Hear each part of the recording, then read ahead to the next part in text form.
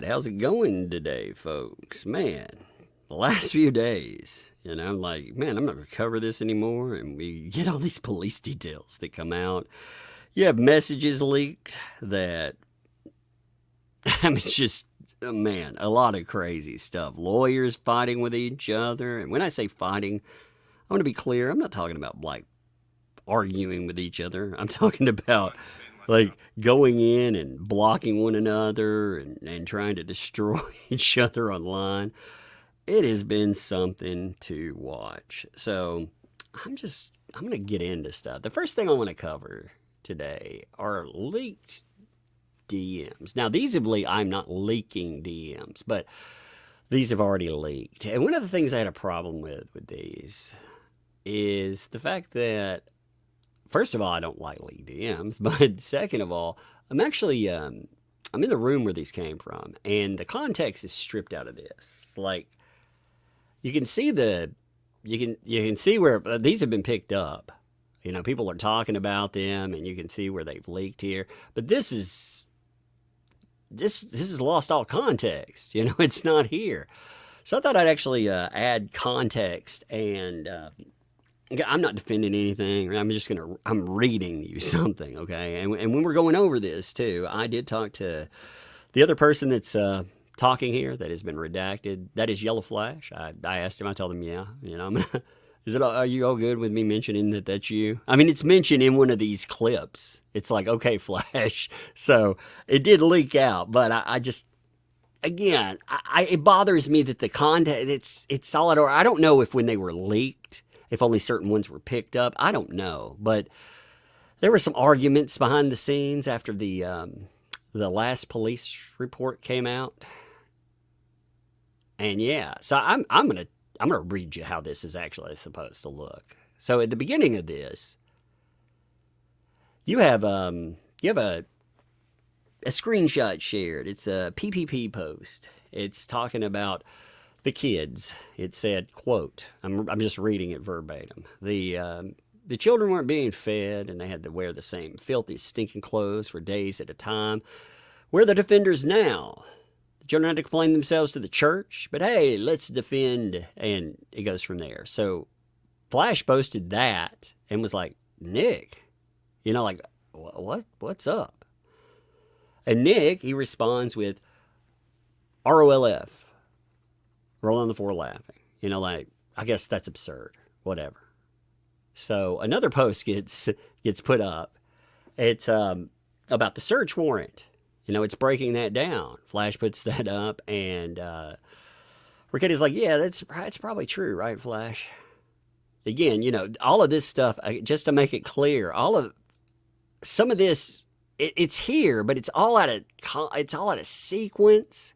Like, there's just pieces of whoever leaked it. Like I said, I don't know if somebody picked it up after it leaked, but it definitely leaked. And it's just weird the way it's put together. Like I said, people are drawing inference from something that's not correct. It's very annoying. So it's like, yeah, it's probably true, right, Flash?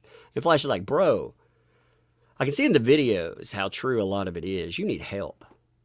And Rekita says, if you think my kids ever went hungry or were neglected, fuck it, I'm just reading it out. It is. Kill yourself. And Flash responds, I don't know what to believe. You become a junkie, and they're not the most honest people out there. Rekita reply, I've been on stream with you when you were too intoxicated to read super chats for hours. I never thought your kids went hungry. Flash reply, I stopped that because it is getting bad. You need to admit you have a problem. Rekita reply, become a junkie, in quotations. Wow. All right, thanks, Flash. Flash reply, track marks on your arms, extreme weight loss. The signs are all there. Rekita reply, do you know what track marks are, retard? I've never done IV drugs in my life. Flash reply, you're doing cocaine at 8 a.m. with your kids, watching cartoons in the living room. Rekita reply, what the fuck are you talking about? 8 a.m., homie. I'm usually driving home at 8 a.m. about to go to sleep. Flash reply, Is that driving blasted out of your mind, like the report says? So you can see, like, look how far in, like, some of this, you know, you have driving and stuff mentioned. Okay, you see, like, this is just pieces of that. Like, it's like you haven't even gotten to where that is. Other people comment too. I'm leaving that out because this is the conversation that was clipped. So, replying to the driving out of your mind, no, you fucking idiot. No one, quote unquote, sees me drive. Flash reply, no, it's hard to see someone when they're driving 88 miles per hour, 4 hours on a bender. Rekita reply, again, what the fuck are you talking about? Are you referring to a speeding ticket? Flash reply, you're the one talking about driving 88 miles past the cop hours after a live stream where you're wasted. Then the Rekita reply, see, again, this is where you get into the no one sees, like I said, you lost all context. You know, people are like, where's this cope? Oh, look at all that cope. And it's like, it's part of a fucking conversation. I hate conversations coming out, period, like that. But if somebody leaked them, like I told Flash, I was like, look, somebody leaked them. Maybe they'll leak the whole thing. I don't know. But they're not showing up on Twitter. And again, it just, people are like, look at that cope. And again, you take it how you will, but it does have a context. So, Rekita, shockingly not pulled over, not cited for a DUI ever, not even questioned for a DUI ever. Anyway, whatever issues exist for me, and I'm not admitting to shit during my case. Obviously, I figured a friend of mine would maybe realize that my children never been neglected or in danger, but I guess that's a small courtesy is too much. Flash, I don't know what to believe. You've changed. I just want the best for you and your family. I want to see you thrive and get better. Rekita, all I ask was for you to believe I don't neglect my children. And the report was maybe made by a vindictive bitch. My dad was helping. That's, again, part of this. God, it feels so weird reading shit like this. You know, like I said, wait, where'd the dad part go? It's in here somewhere. I don't fucking remember. It's one of these. Again, you see it's carved up. It's out of context anyway. So, my dad was helping with the driving the other day for our kids' education extracurriculars. He tallied it up, 80 miles on average. I don't care what people think about almost anything. The kids' shit is bullshit. I'm pretty sure I know who reported this. They have a specific animus towards me. The first activity I missed for the kids was the day of jail.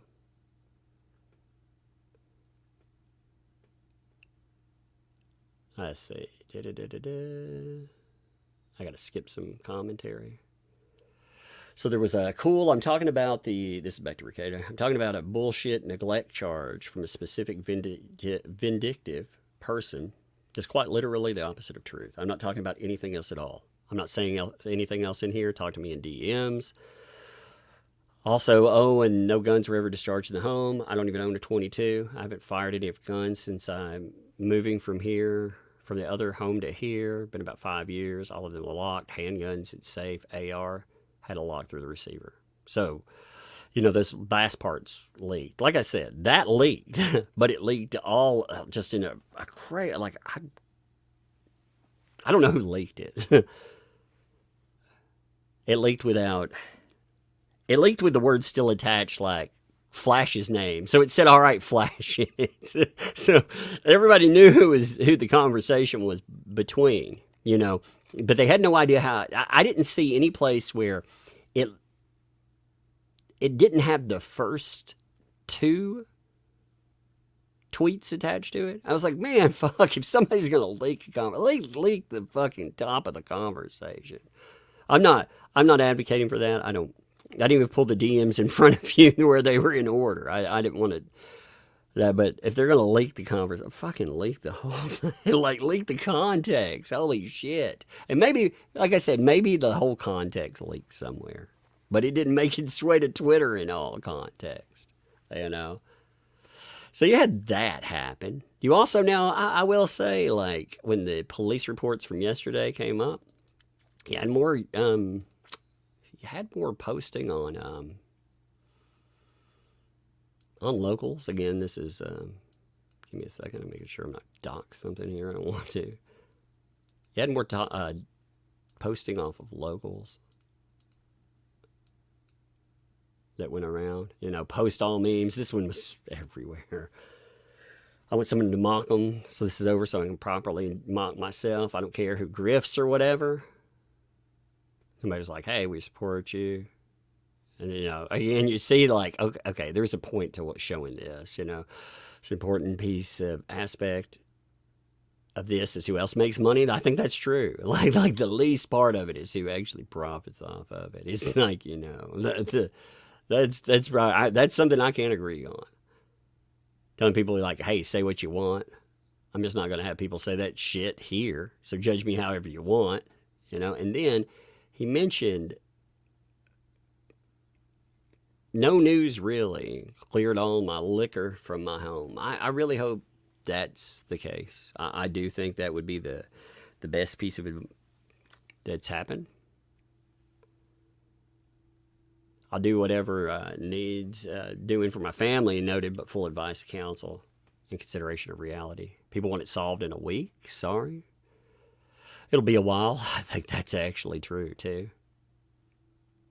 I think that's true, too. And this actually came up by itself. It's one of the reasons I bring these things up with the groupings they come up with, because pieces of it, like, and again, it still says what it says, but at least you see where it's coming from and everything, you know?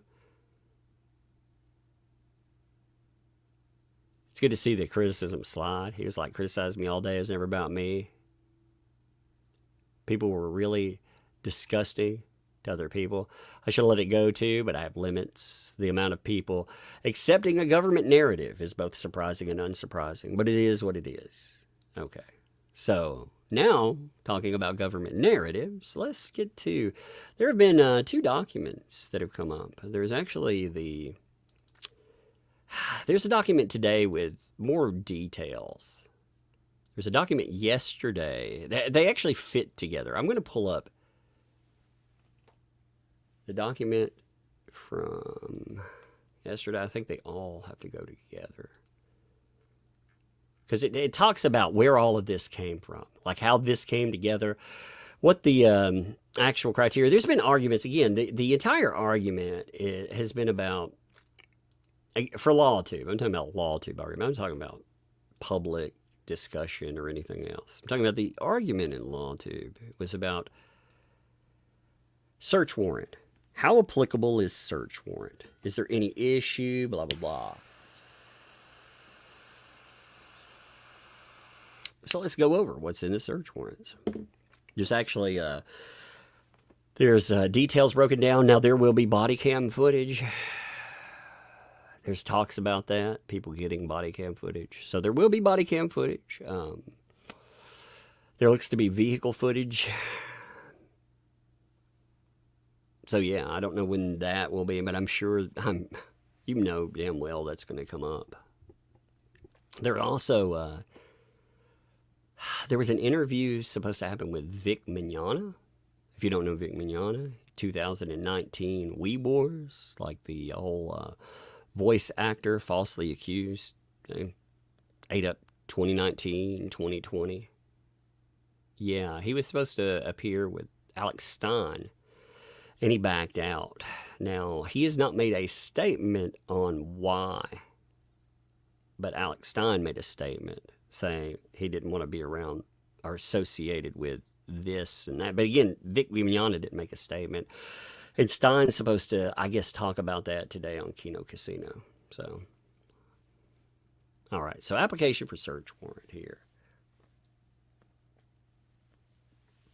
And again, why is this important? Because we've been talking about PC, probable cause. Like, what exactly did they base this stuff on? Because the whole idea at first was PC was based on anonymous source going in and talking to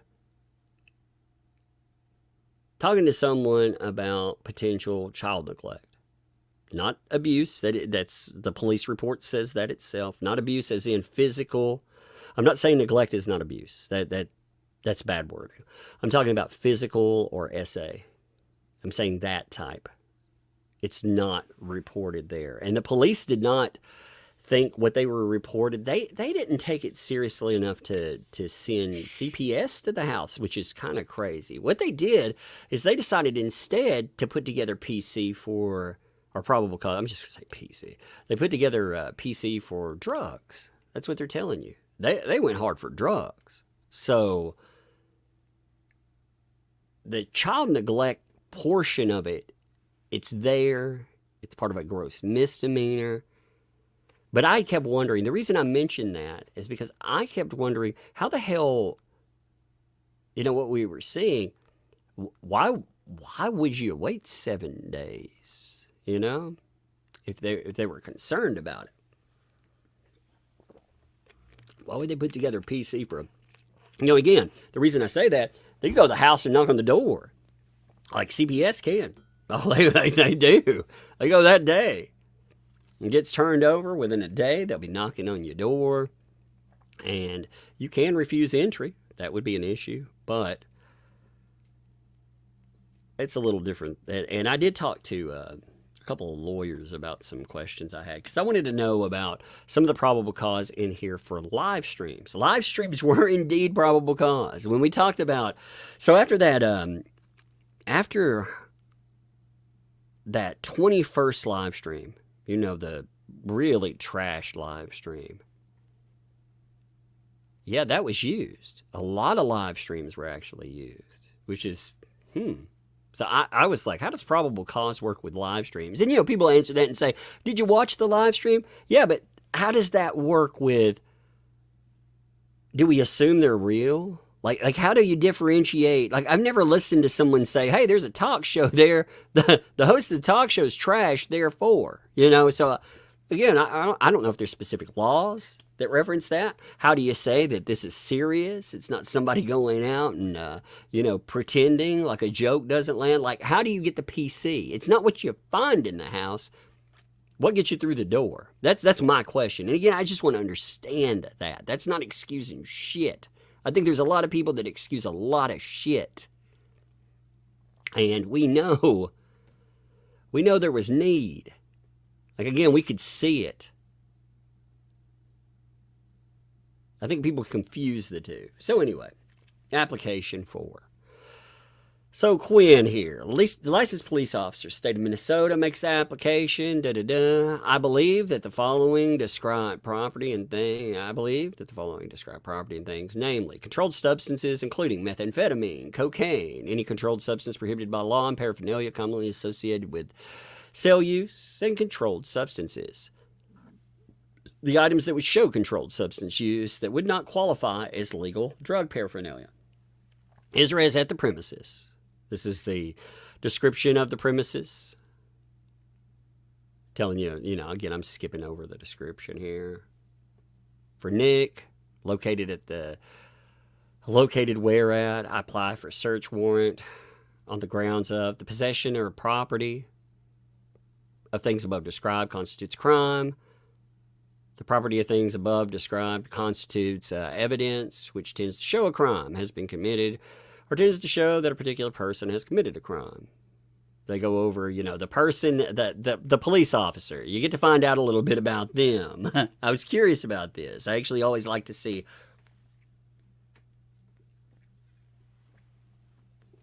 So, Detective Quinn has been a police officer he's been employed by this sheriff's office since 2013. 2018, been assigned to the detective division full-time, focusing on felony-level crimes, including but not limited to criminal sexual conduct, homicide, death investigations, missing persons, fatal motor vehicle crashes, burglary, theft, harassment, stalking, assaults, controlled substances, child essay, gross material, financial crimes, 2013 to 2018. They're a part of a patrol division. So they go over again, exactly. That's what all of this is. It talks about, I'm certified in and so on. And then we get to the past backgrounds. All right. So in May 2016. I'm sorry, May 16th. I said 2016. May 16th, 2024. Yeah, this has only been sitting around since. That's a long time ago. The sergeant receives a report regarding possible child neglect and controlled substances. The reporter indicated that Nick, he resides at the residence with his wife and 5 kids ages 6 to 16. The reporter indicated that 4 people from the church had gone to him reporting neglect to the child, possible controlled substance use, and a questionable relationship with an additional couple. It's reported that Nick is a social media blogger and that he and his wife, Kayla, had befriended hosts from a different local social media blog. Those individuals were identified as Aaron Imholt and April. I'm just going to call them Aaron and April from now on, okay? Your affiliate knows personally these are personalities. Now, this was interesting. Knows personally that these are personalities. Like, that again, they do terribly wording. It's like you watch their show? You know them? I'm curious, like how that defines. You just personally know they run a show? Like, that's kind of interesting, you know what I mean? I just thought that was kind of, I don't know. Which used to be in St. Cloud, Minnesota. However, as of the recent years, the show has been a social media entertainment show, strictly online based. It was reported that they had been staying at the Rekietas and the home was in disarray and cluttered. It was reported from a church preschool teacher that the children had complained of being hungry, not being fed, and wearing the same clothes for 3 to 4 days at a time and would start to smell. Now, we actually have more breakdown of this today. You know what's really bad, too, is there are 2 people that asked to remain anonymous in the police reports. Guess what? The police put their name out there. That's right. So the items that, not that you couldn't tell who these people were. You know, preschool teachers, this person or that person. You could 100% tell who they're talking about. I mean, the police really fucked these people. They did. Like you can be like, man, I think blah, blah, blah. But, no matter what you think, they fuck these people here. If it were CPS or something, for example, as much as I hate CPS, you go to CPS, man. They're pretty renowned for not leaking the names of people that come in contact. But with this, man, I mean, these people, it's sad when you have wants to remain anonymous under the name and it's in the report that ends up in the public. It's like, what the fuck are you doing? Holy God. Anyway. Nick was reported to be lethargic and appeared high or drug driving a car around. Another individual advised, reported that Nicholas would walk out randomly during sermons at church and has noticed behavioral changes in him. Like some of this, again, the kid thing is disturbing. It needs to be looked at for sure. Like this sermon thing, I was like, oh, okay. He walks out of the sermon. He's changed. They're not, one of these things is definitely not like the other. The other, fucking A, it needs to be investigated. Fucking A. That, I was like, okay. It was alleged Kayla looks anorexic. Nicholas has lost a substantial amount of weight recently. One individual described Nicholas having injection or track marks on his arm. Apparently there are, from the way I read one of the documents too, there are digital pictures of the arm. It's mentioned again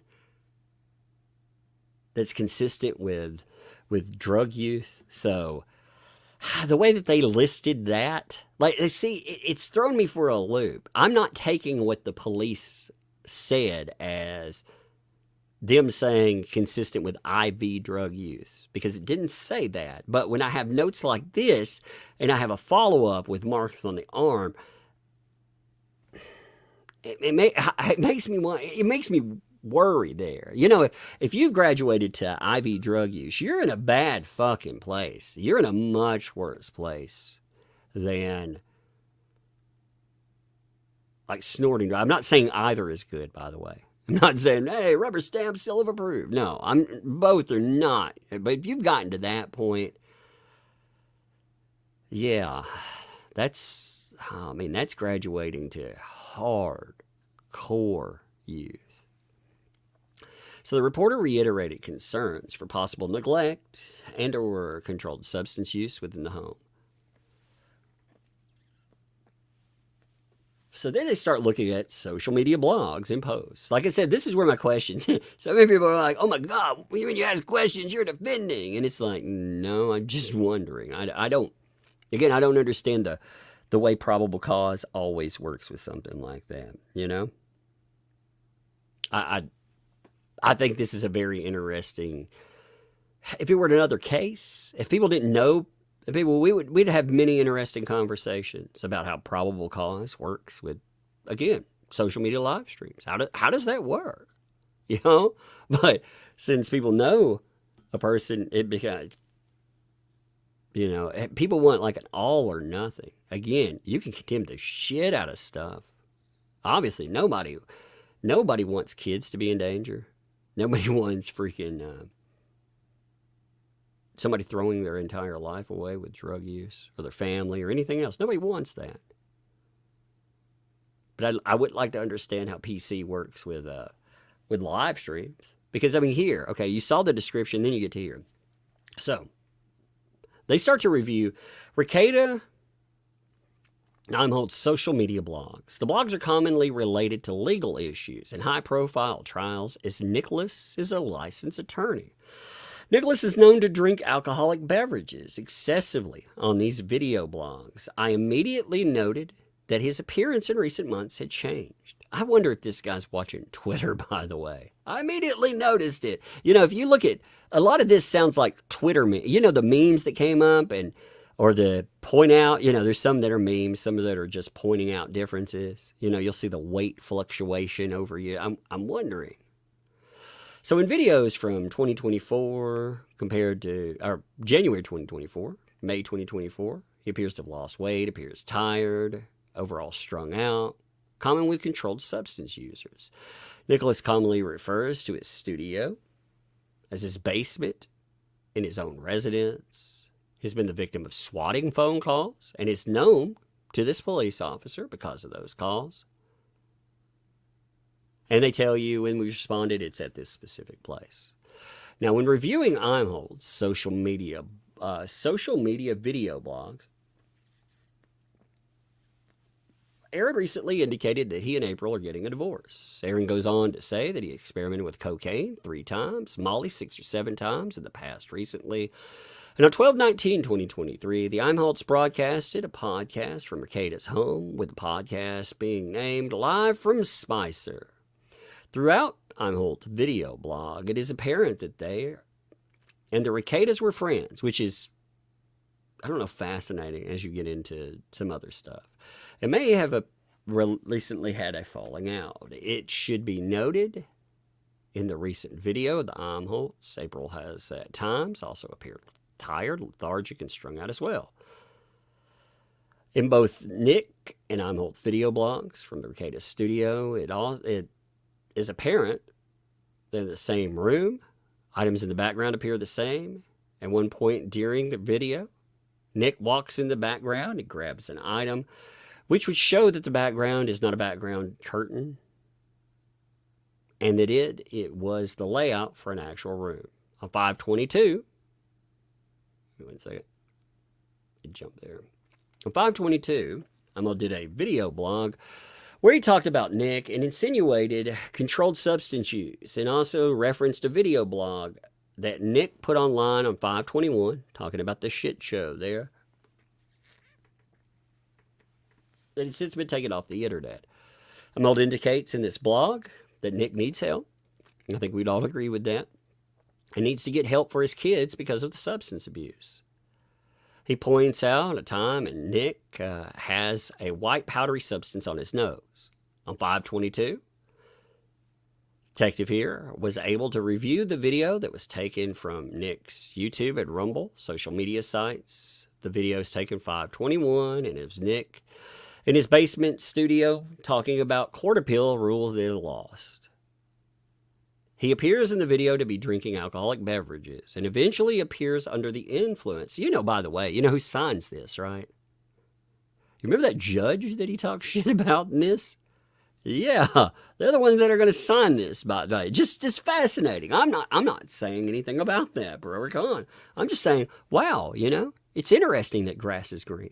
It's interesting the sky is blue. And it's interesting that the judge that Nick Rekieta had a lot of talks about, and this guy reviews the entire thing, is the one that's going to sign off on this. Fascinating, no? Anyway, continuing. He appears in the video to be drinking alcoholic beverages and eventually appears to be in the influence of substance or substances. The entire video is 4 hours, 4 minutes long. At approximately 2:46 into the video, he goes to the bathroom. He returns at 2:50. Now, there's a couple of breaks in here, by the way. I saw somebody being like, that's just a 4-minute. What are y'all talking about? 45. Yeah, he disappeared for 45 minutes. Okay? He very much did. He left for a long period of time.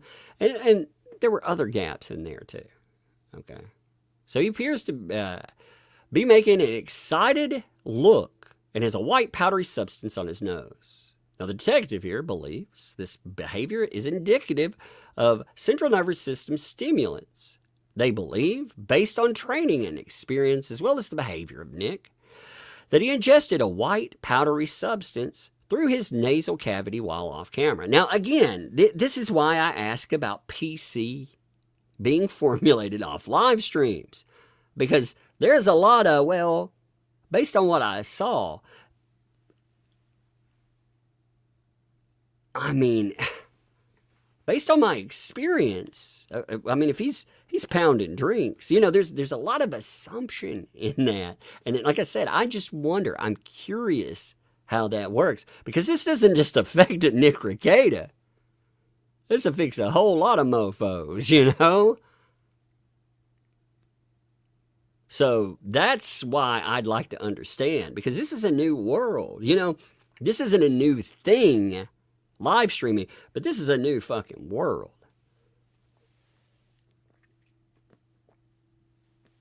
So they go through training and experience that ingesting controlled substances through nasal cavities is common amongst controlled substance users. It's often referred to as snorting. They also note that throughout the video, he is so under the influence of substances to the point he has to close one eye to read the screen, rambles and slurs his speech. Nick would obviously not be able to care for his children in this state of intoxication. You know, again, there's the assumption that he is the only person. Again, that's the inference I'm gathering from that. And I'm just not, like I said, I'm not taking up for anything in there. Nick needs help. I just want to understand how the fuck that's supposed to work. It should be noted that the detective here is a drug recognition evaluator for several years, and based on their training experience, the behavior of Nick in the video blog indicates polysubstance use, meaning it is believed that he was ingesting more than one substance based on his behavior, being both excited and nearly passed out. This consistent behavior of using CNS stimulants and depressants. So they want to search and everything else there. You know, they have their application, and again, you see the judge name.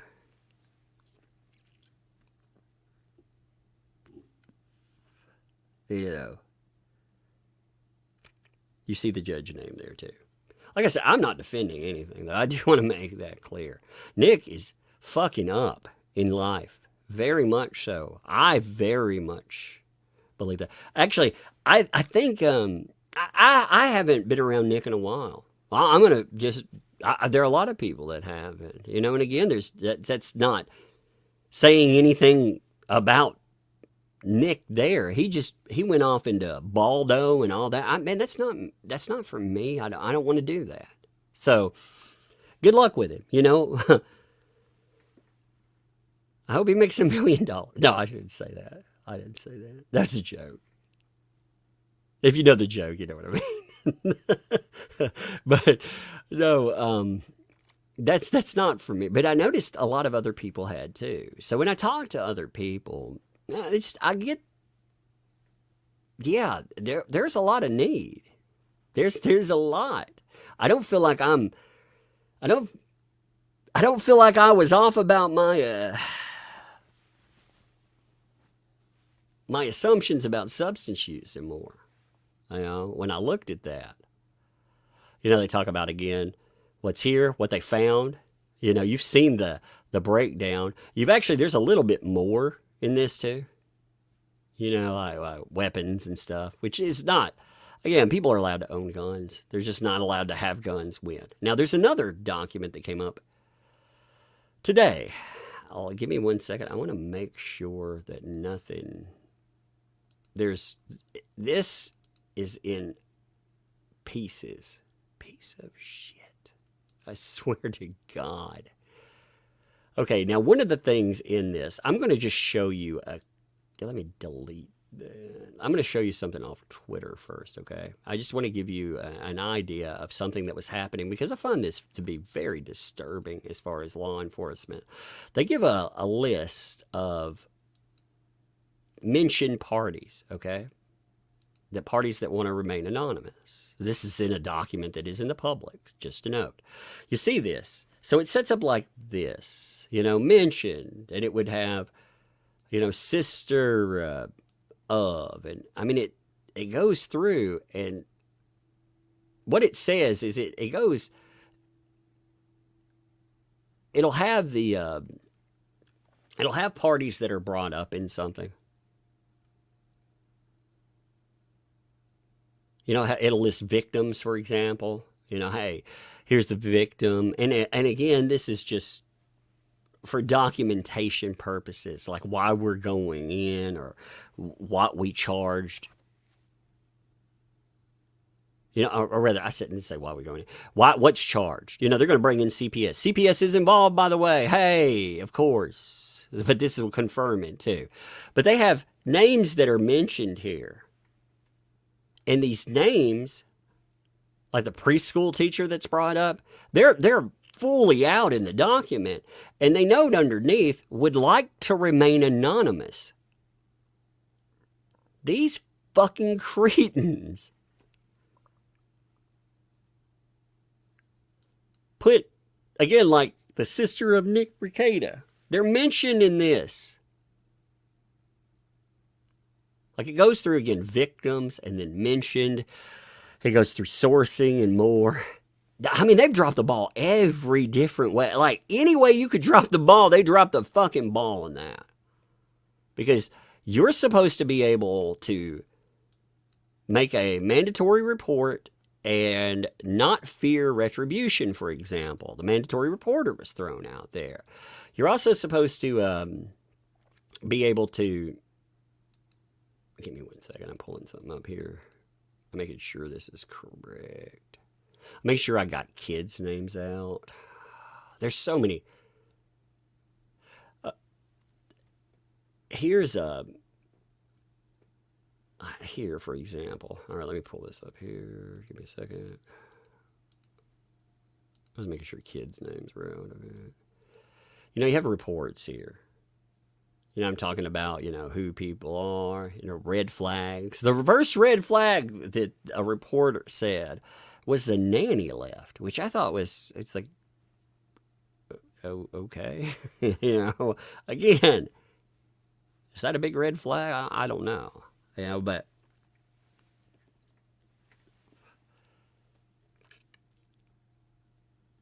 I say a total of 4 anonymous sources talked to them, by the way. So they had 4 anonymous sources that came up. We know some of them already. But 4 different sources talked to them. You know, they talked about, of course, their homes that they have, like the fact that, you know, one's empty, da-da-da. They had formulated a relationship with Aaron and April that they had moved in to the Rekita's home. The home was in disarray with clutter and clothes everywhere. The 2 boys and 3 girls, and they have been noted to be wearing the same clothing for 3 to 4 days, with their clothing in disarray and then starting to smell. The preschool director at the church that redacted attends, they note them.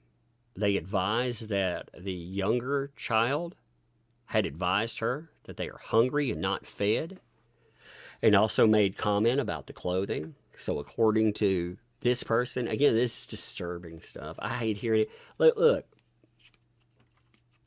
I know Nick doesn't want to hear this, man. They didn't allege that you put your hands on your child or that you molested your child or anything else. But they're saying that you can't take care of your child. That is abuse. That's abuse. When you get to the point where you can't take care of them. And that's because you're a fucking wreck, man. Like, if you get to that point, and in your life, if you're an addict, you can't do that. Like, that's just the reality of it. So I realize outside of this, I know he doesn't want to. I want the best for all of them. Very much so. And the best thing to do is to be clean, as in no drugs, and to be able to stay clean. There are a lot of stressors here. A lot of them. The stuff he's responded to have been about family. He blew up about, again, that leaked. I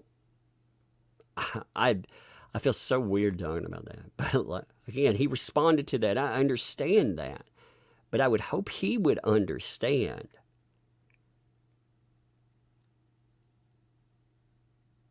that if your world is in disarray, the easiest way, if you disagree with my statement, the easiest way to prove everybody wrong and to show us what all fucking, morons we all are, is to be able to, like, you're not an addict, therefore everything's a lie. Then show us. Be clean. Be totally clean. He says he threw out all the alcohol and stuff. Good. Good. You need it right there. Again, I'm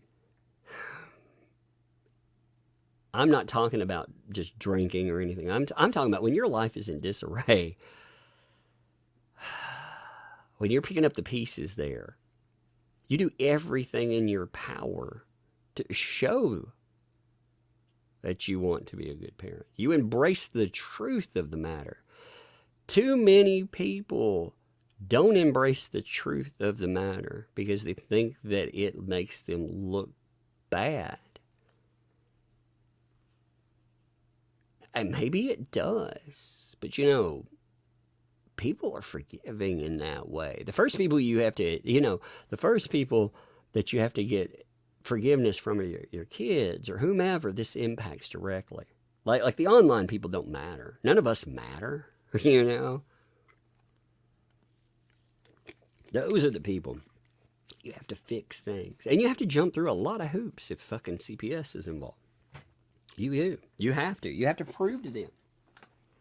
And it mentions that in this stuff. So one anonymous party advised they do not believe the children born between 2012 and 2015 are being homeschooled, while the older boys, they attend another school. Give me a second. I'm pulling this up in chunks. I have to, okay?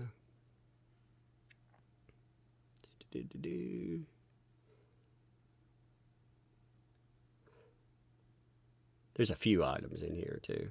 I'm making sure that this thing is such a mess.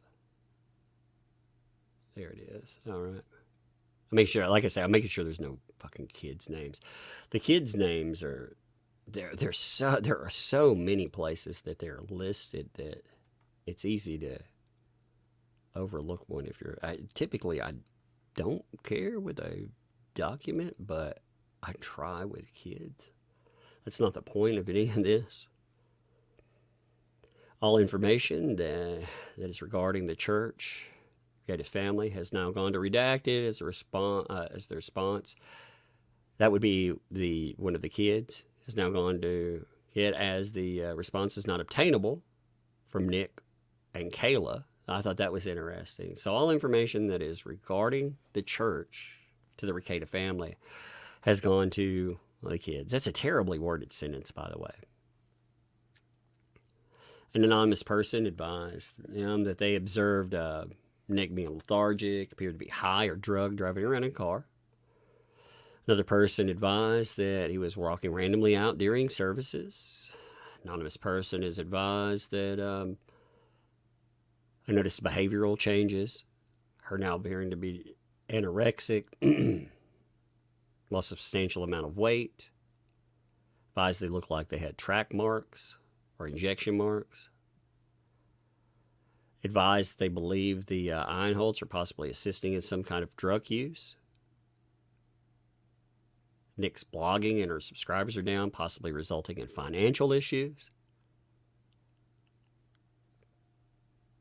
And apparently they went to a casino, leaving the kids alone, putting the oldest kid in charge.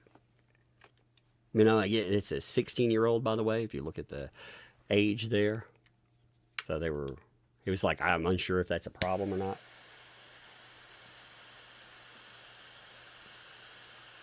Again, that's a reported item. So they're saying, I don't even know if that's a problem or not. Let's see.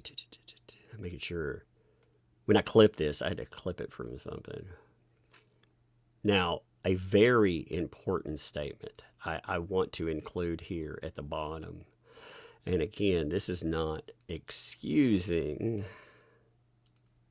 anything. I just want to make, because there was this question of, there was a document that noted physical or sexual, and there was all this talk about it. Right here, it said advised that nobody told him anything about anything other than possible neglect and or drug use. That also describes why it took days to go, because everything that was described relates to substance use. Like, that's where it comes from. What am I smoking? I've got a cigar. I got a Placencia, which is a Alma Verte. I don't, it'd be tactless for me to be like doing anything else anyway. I actually don't. I think it would be very fucking hypocritical of me to sit here and be like, yeah, man, that would be very fucking hypocritical. I'm smoking I think a Generation 5 or V. I don't fucking know. It's one of the other. You have to ask somebody that's a little more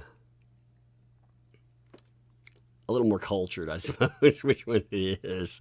It's a good cigar there. It's good. They advised, though, that there were 0 reports of any physical or SA, and that the kids were not in immediate danger at the time of the report. So that's why when that was a big question on why things, they had this slow move. There's more, by the way. I'm just switching off pieces.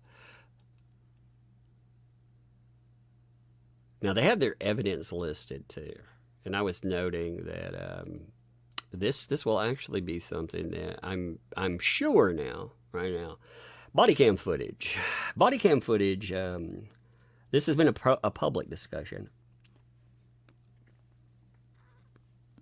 Body cam footage, apparently, I did not know this, but apparently body cam footage from this particular place costs $3,000 to obtain. And I know this from discussions. I'm not saying, ooh, need to get it or anything. I know people will, but, I'm just mentioning that. But I was like, damn, $3,000. No wonder people have so much trouble getting proof of, like, problems with police and stuff. It cost $3,000 to get body cam footage. Like that was again a public discussion because people were talking about it, and I thought, wow, that's crazy. But there's body cam video. There's also digital photographs. Again, you know, there's going to be a few photographs out there, which I'm sure all of that will come up. And I read somewhere, I thought it was here, but I guess it's not in this clip here. I read that there was also, of course, there would be dash cam video from the cars. You know, that would also exist. I don't know if I want to see that. I mean, I don't know. Anyway, so they tell you, you know, hey, this is our digital evidence that we're going to have. We have an audio recording. We don't know what the audio recording means exactly. Is that like voice? Because they add in the podcast, you know, they add in his show. And they're like, look, as part of this, we have pictures of him and what appears to be a white powdery substance on his face. So, now, the details of what happened, and you'll have to excuse the way I'll have to put these up here, because like I said, I don't have the document. I have this in pieces, but I want to be able to read it. I'm going to pull this up here, okay? Again, if I don't have a piece of this on the screen, it is still, I will continue forward with it if I miss someplace. But they have the deets, you know?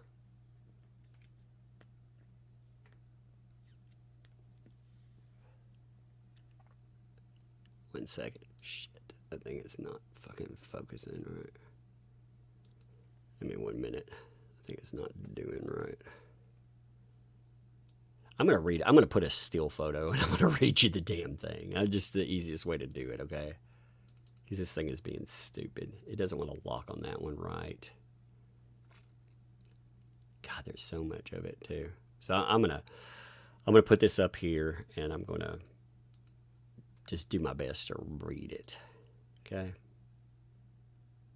Because it gives details. And it's actually, some of this, you may be like, hey, I already know some of that. Yeah, of course you do. You've seen it. But this is a different, this is a more detailed breakdown of what exactly transpired. So give me 1 second. I'm rolling forward. Just give me a minute. God, this stupid document. It does not want to cooperate. Okay, so detail-wise. So the detective notes, you know, they review, blah, blah, blah. They set up their search warrant. It's arranged that on 5/23, deputies would meet at a predetermined location, eventually travel to Nick Rekita's home to execute the search warrant. Again, anything, addresses and stuff, everything is out there. I try to read that. I may miss something. I don't do it intentionally. But it's fucking all out there. We traveled to the area, and while almost to the resident, we observed a black-colored Lincoln vehicle with Nick in the driver's seat, traveling southbound on 51 as we were traveling northbound. The sergeant was advised to stop Nick and detain him as part of the search warrant and have his person searched. So people were asking about, like, what exactly, you know, what happened? Well, that's because he's part of the search warrant. So, yes, they do pull him over as part of it. Give me 1 minute. God, this stupid document. Which, again, they did. So, the rest of the above-mentioned officers, they continue to the address. That's how he arrives later, by the way. You know, there was questions of, how is he arriving later? Well, it's because part of them go and part of them are there. All right. To execute the search warrant, they arrive at approximately 9:13 with 2 officers staying behind at this traffic stop. Now, when they arrive at scene, they start knocking on the door, the south side of the residence, and were able to gain a response from a young female juvenile from within the residence who advised us that her dad advised her not to open the door for strangers. Hey, I can't fault that, by the way. I get, you can say, oh, cops or whatever, man, kiss ass. I don't give a fuck. I mean, my kids, they do not open the doors ever. So, I mean, I can't fault that. You know, again, this is a situation that's jacked up, but, you know, like people were talking about knocking down the door, not giving the code was a problem. The kid being like, yo, I can't open the door to strangers. Hey, bravo to that. Like I said, I tell my kids, don't open the door to anyone unless it's, you know, you hear my voice or there's like 2 family members' voices. If you don't hear their voices and know it's us, you can't do anything. And then still, you can check the video thing and make sure that there's not a problem, you know? You get it set up, you know, that way. It's good to be cautious. You never know. Smart kid there. So anyway, they won't open the door to strangers. We knocked for several moments, indicating we're law enforcement and trying to speak with the juvenile to come open the door for us. We noted that there was a keypad on the door and attempted to make radio contact with either the 2 officers that were behind. So the officers they left behind, they tried to get in contact because they wanted, you know, talk to Nick there. When I overheard radio communication advising that Nick was not going to give us the door code to open the door. This was after 7 moments, an appropriate time for an adult to make it to the door, at which time one of the detectives, utilizing a ram, opened the door, causing minimal damage to the door.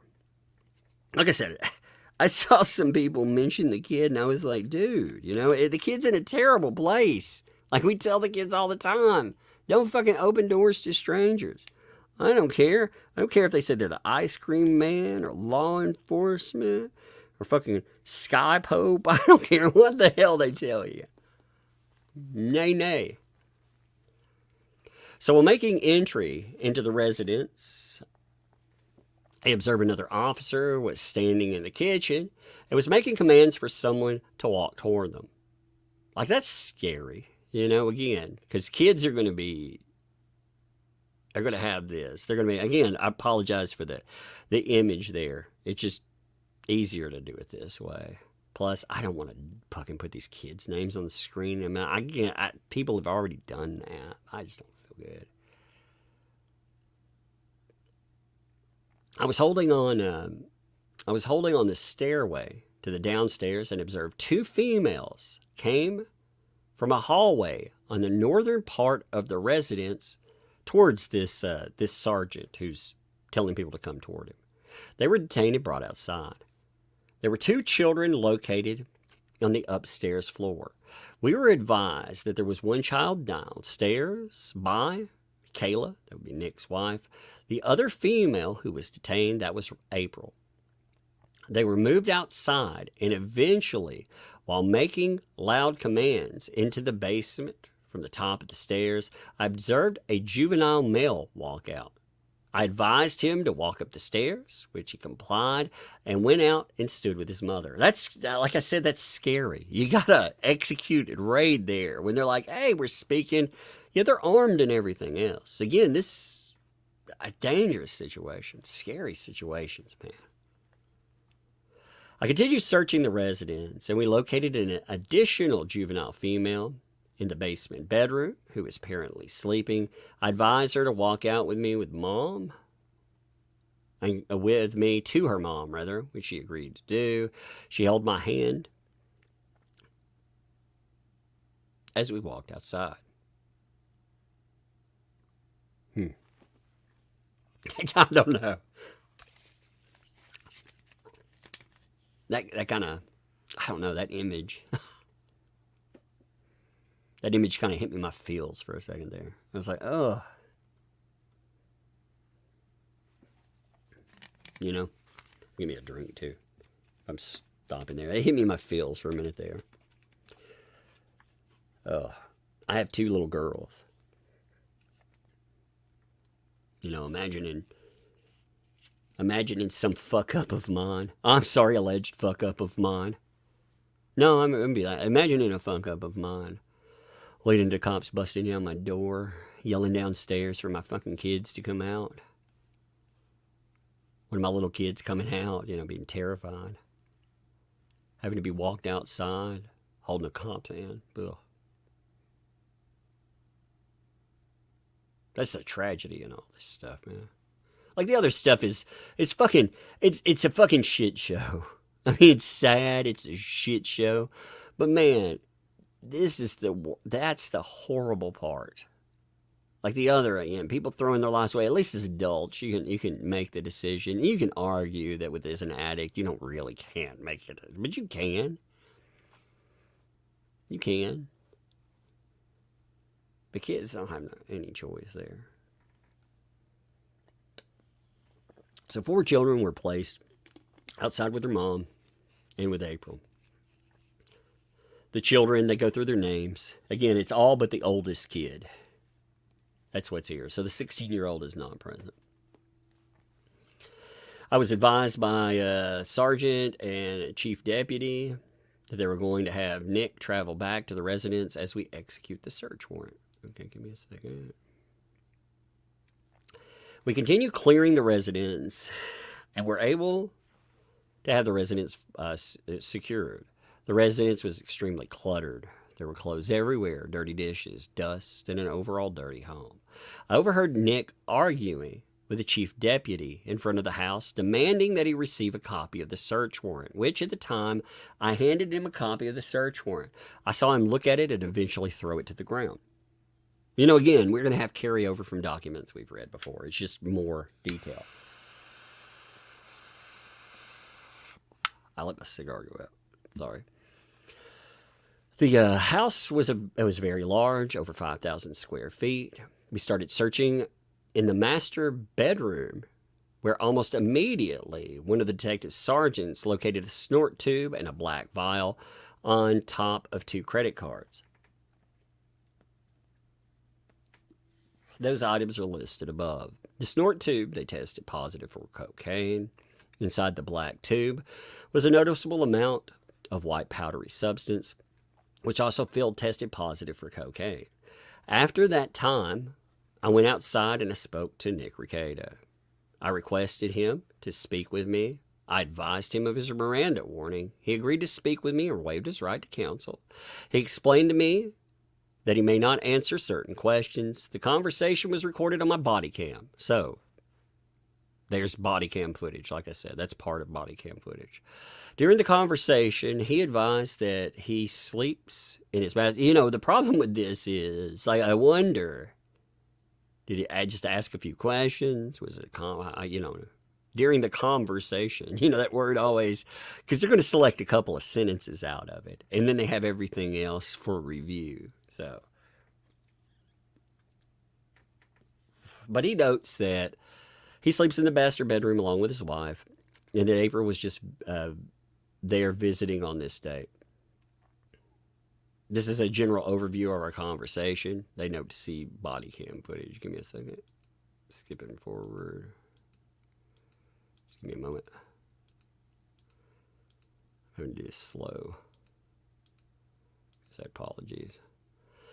Now, at this time, it was determined that Nick, Kayla, and April would all be placed under arrest and transported to jail by marked county deputies as well as a state trooper. There's a state trooper in there. While placing Nick in the squad car, I observed several injuries to his arm and photographed them. They appeared to be sores common with controlled substance users. So, sores. Again, it doesn't just say track marks, just to be clear. I note that because there's been so much back and forth about that. Now, they name a family services person They note blah, blah, blah with the county's family services was contacted and eventually came on scene to assist with placing the children with their grandparents. So the grandparents thing was indeed correct. That is indeed legit, out from the documentation. So it is there. That was noted again by that guy, Aaron.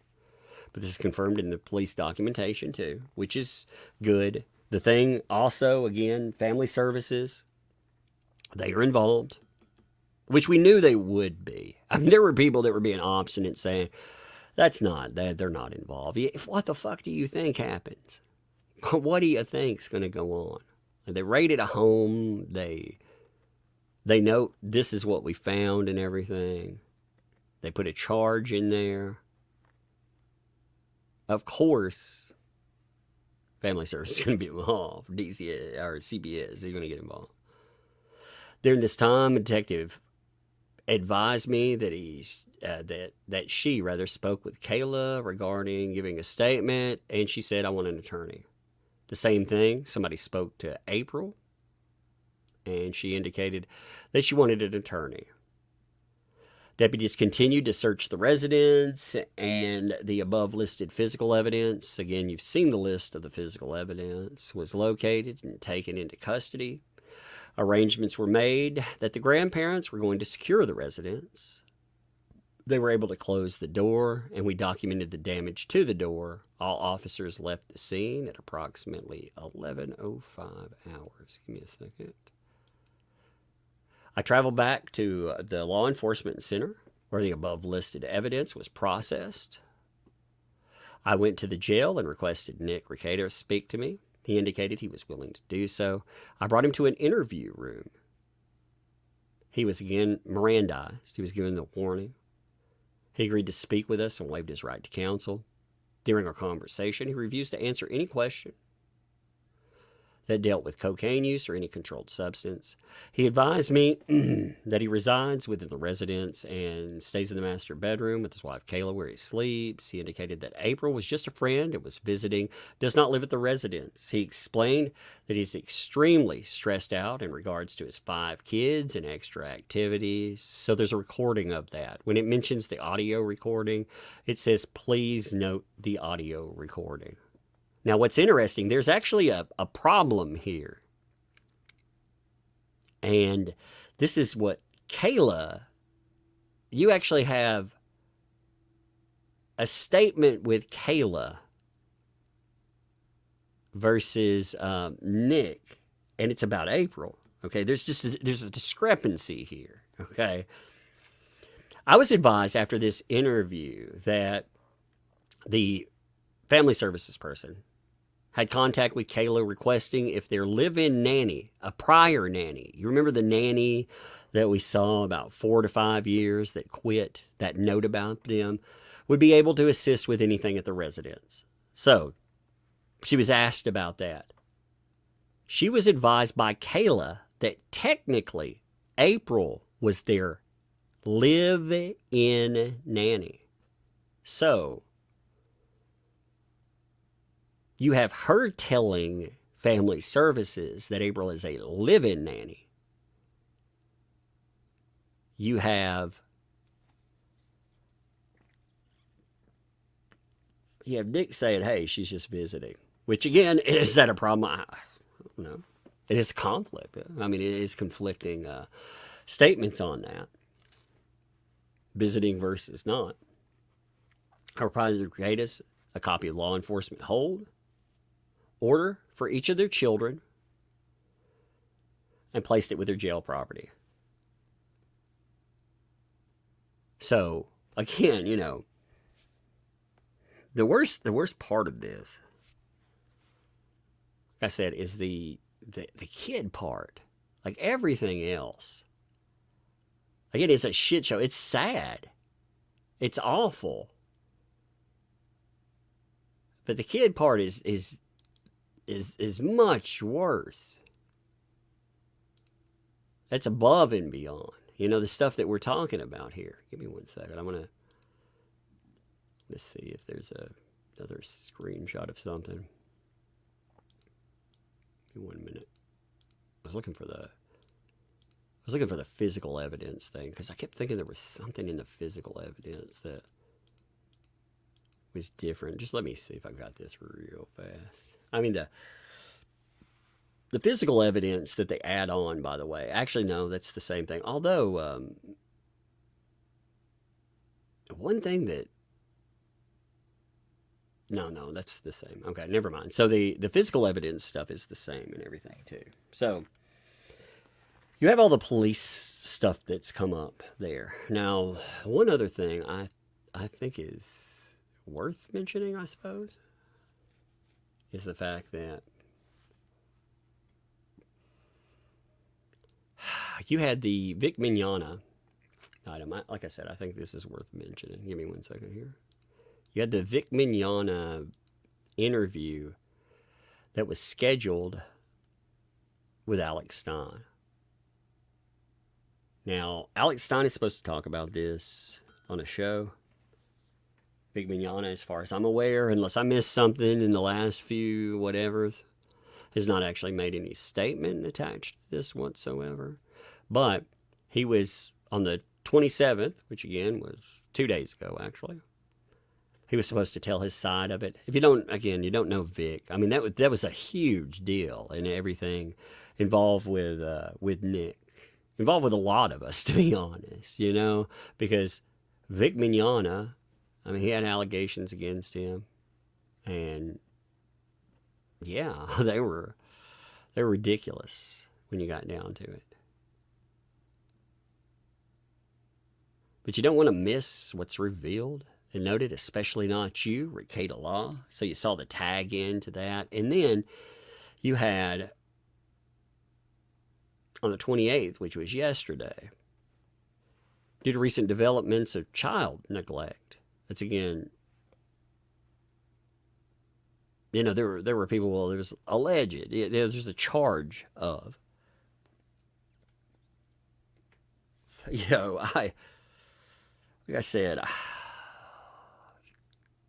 terrible situation. Some people were going after Vic Mignogna, being like, you know, you've been accused, da-da-da. Well, we don't have a statement from Vic Mignogna. All we know is that he decided that he wasn't going to be part of his show.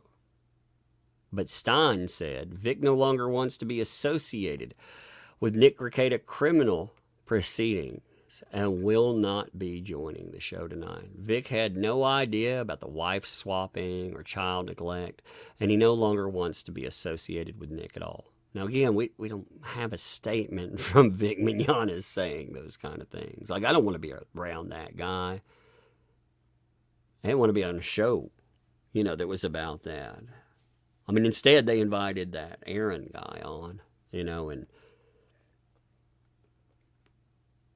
yeah, but they're supposed to talk about that tonight. I thought that was, I don't know. When I look at it, I didn't like the way that it frames the Vic Mignogna stuff. I understand why people don't want to be near that. They don't want to go on a show. See, I didn't know how the Vic Mignogna show would actually be. I didn't know. I figured, like, Vic Mignogna is not a negative person. You know, he doesn't. I've never seen him go out and just trash on people. You know, he's made a few, like, laugh, you know, ha-has about a few things that are in the media, but he doesn't go out and trash people. That's just not his image. So I figured that this was going to be something positive. You know, all of this too, if you're wondering about how this came up, it actually came up because there was discussion about, okay, his last comment, which I mentioned prior, give me 1 minute. His last comment online, it dealt with Vic Mignogna. You know, you had that Aaron guy, which, again, this is from Mr. Medicare, say that Nick would trash Vic a lot, trashed his sexuality, said it wasn't his fault, it was Vic's fault. And Nick responded, was like, yeah, right. Now this guy is a calculus equation. His credibility approaches negative affinity. So all of that built up into this, hey, Vic Mignogna is going to be on the Stein show. And then he ended up canceling because he had no idea about stuff. But there was that extra statement. That wouldn't have been a big deal. The statement, I didn't like seeing a statement assigned to Vic Mignogna when he hasn't made a public statement. I mean, yeah, obviously he didn't want to be associated with whatever's going on there, but who knows why or what or anything else. He backed away. He noped the fuck out of it. It's understandable. But anyway, there was a lot of hate pointed at Vic, you know? There was a lot of, and there was a lot of hate pointed at Vic Mignogna too. Oh man, you know, Vic's catching strays just because I was like, I had no idea about this. I didn't realize what was going on in this. I don't want to go on a show and comment about it. Like, that, it could be as easy as that. I don't know. I don't know what's happening there. You know, I thought it was something else, maybe blowback. I mean, who knows? Maybe it's a message, you know, Vic Mignogna is very known for messages of support. I've seen a lot of messages of support. You know, and if he thought it was all about like need or that live stream, teetering, all of that, man, again, I don't know. But man, he caught a lot of strays for that shit. And I thought that was extremely unfair. I think it's unfair that the people that were named as anonymous, the mandatory reporter, that guy's caught a lot of strays. Actually, I take that back. He's not catching strays. Like, people are just out and out, like, targeting, like, what a piece of shit. Like, you know, oh my God. And it's terrible in its own way. They're like, oh my God, you know, you talked to him for, how do you know that didn't happen? You don't know. And again, you know, this wasn't knock your door down conversation. It was kids could potentially be in need. Something you have to report. So I've hated that part of it. I've absolutely hated that part of it. Yeah, I'm in my own job, I'm a mandatory reporter. I have to report certain things, even if, no matter how I feel, I personally don't feel bad if I think a kid's in fucking jeopardy. Especially like with somebody, if I personally believe that somebody was a fucking, like an addict and there needs to be, someone needs to intercede.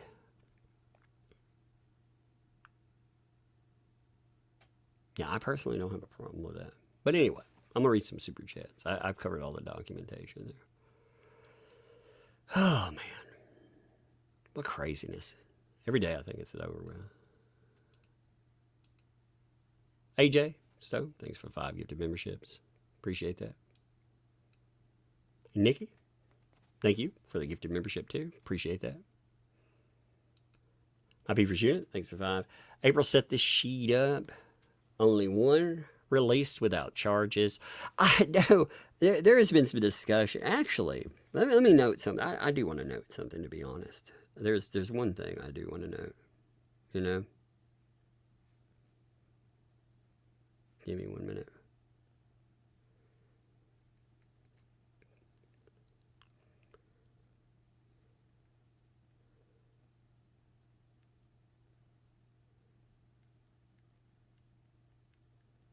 One second, sorry.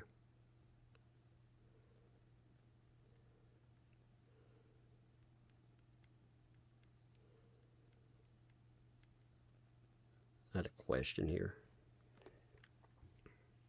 There was like I say,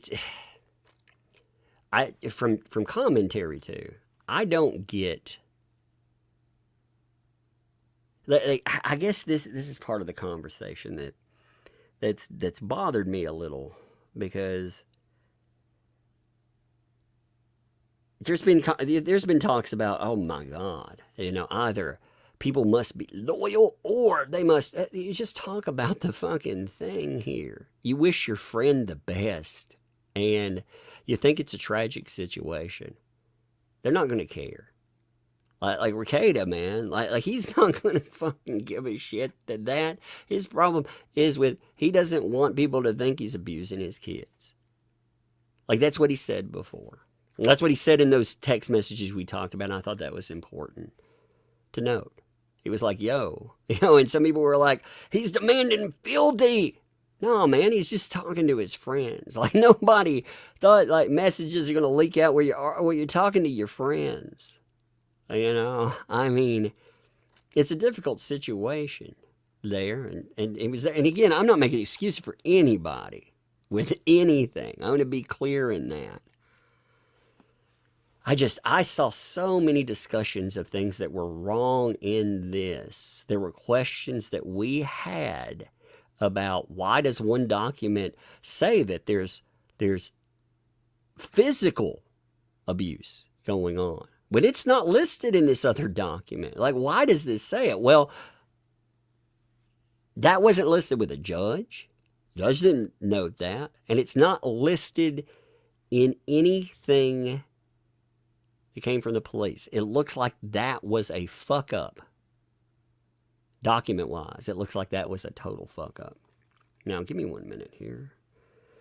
There's one other thing Nate the lawyer said that I thought was actually very good. I just want to bring this up. I asked him a question. I don't think he would have a problem with this in any way, shape, or form.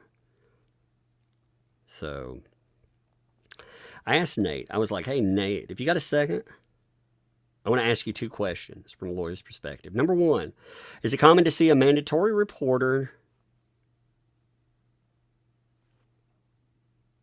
with the type of concerns there that he brought up, concerns for a child? Is it typical to see that used as PC for, say, a drug raid or something?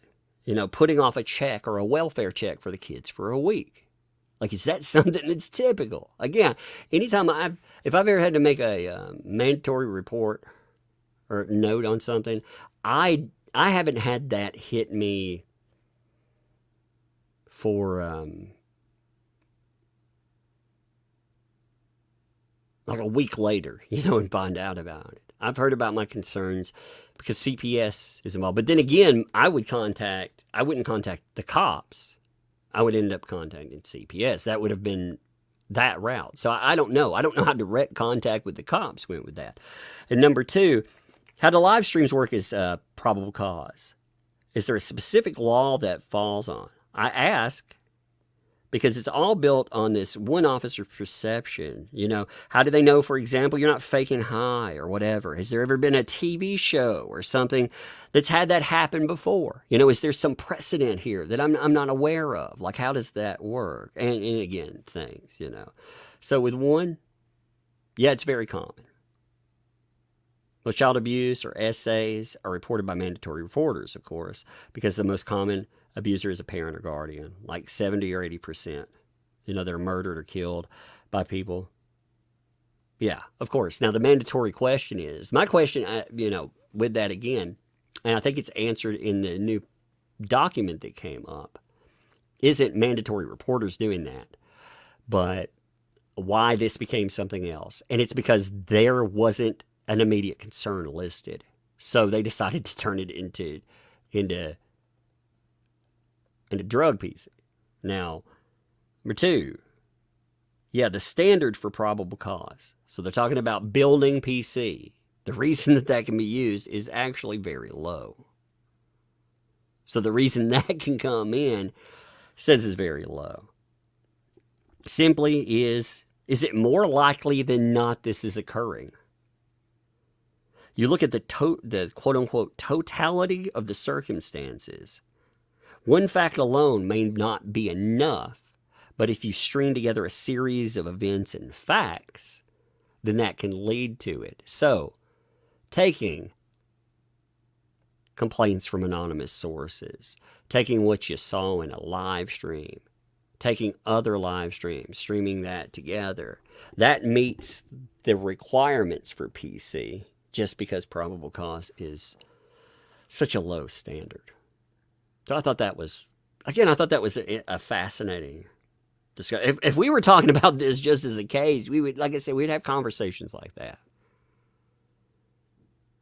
Because again, that's not something that's not a random thing there. Like we all live stream.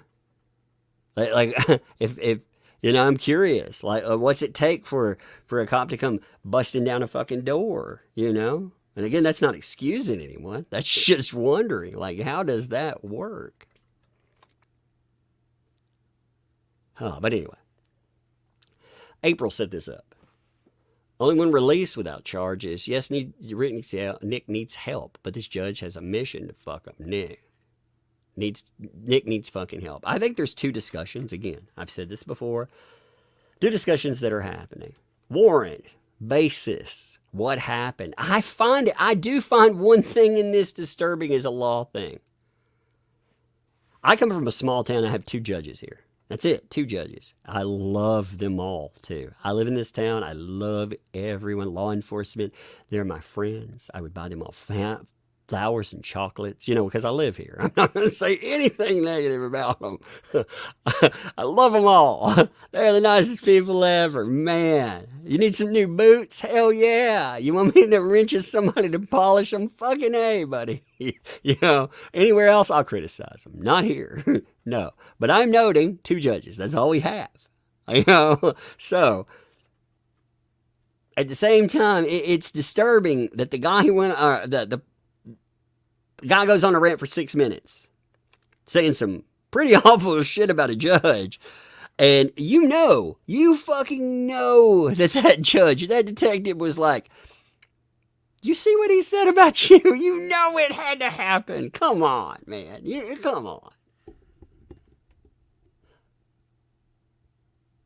Like, that had to happen. He said, what now? Yeah, well, I was maintaining it. Of course, there's going to be the notation. But he reviewed the live stream. And it was like a 6-minute segment of the live stream. It's clipped out there. So, like I said, I'm not excusing anything. It's just like, if I were I don't think I'd be above things. I couldn't be a judge. I couldn't be a cop. I couldn't be a cop because if I were, I'd be rolling hard like with fucking, a duffel bag with $250,000. Should I check it into a system that doesn't give a fuck about anybody or check it into mine? Yeah, see, that'd be a problem for me. So I don't need that. No, I don't know. I've never been a cop, but I don't need that. Anytime I've ever watched a show like the 7-5, I've been like, trash bag full of cash, huh? Dude's like, there's a trash bag full of cash and we took it. It's like, wow, okay. Trash bag full of cash. A hefty bag full of cash. Okay. The same thing. I'm a judge and somebody spends 6 minutes talking absolute shit about me. How would I feel? I don't know. Hopefully I would be above the fray. But as a human being, am I above the fray? I don't think so some days. Some days I think yes. I'm a very balanced, very secure human being, so I could step aside and be above that fray. Other days I'm like, fuck that person. Fuck all that noise. So I don't know. The April question, there's been a lot of people talk about that. And again, that is idle speculation. I don't know. They arrest everybody in the house. I mean, it's just speculation.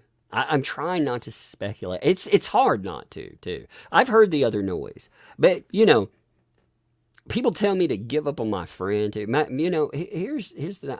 I don't think giving up on people helps. I'm not in that profession. Like, I didn't get into mental health to give up on people. No matter what you think about, like, I'm not comparing one to the other, but I've worked with some terrible fucking human beings.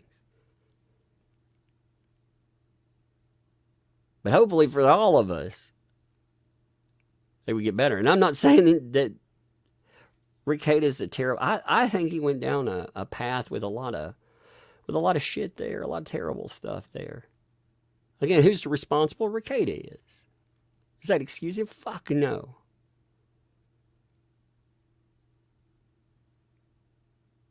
But I think that I've seen people say too, that dude ain't your friend.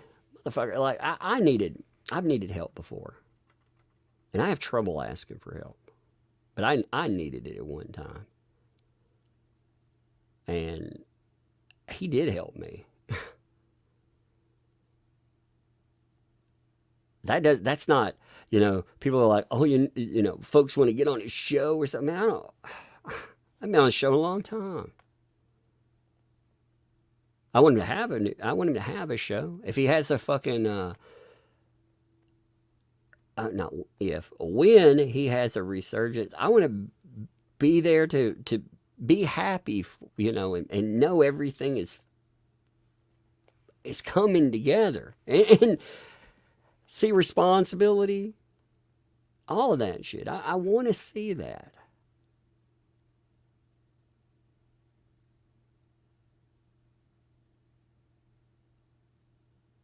I don't think you give up on people either for yourself. Maybe this sounds selfish, but you think about that. Like, you think about if you watch somebody drown and it ends them. First of all, what does that do to their families and everything else? Is that the best thing for them? Fuck no. But at the end of that, too, does that cause you any problems sleeping at night? It wouldn't me. It would cause me a problem. So I just don't think you throw people away. But I've seen people, again, it's easy to fucking be like, give up on people or condemn them, do you condemn actions and stuff? Yeah, I don't condemn fucking addiction itself, man. Like I've been I didn't have kids at the time. I've had to give up on people that I've cared about because they wouldn't better the stuff that they do too. It can be terrible. But addiction is a terrible thing to be in. And people, they deny, they lie to themselves, they lie to other people. Shit, if they didn't, we would think of addict as a nice word, right? Addict, it has the shittiest fucking notation out there.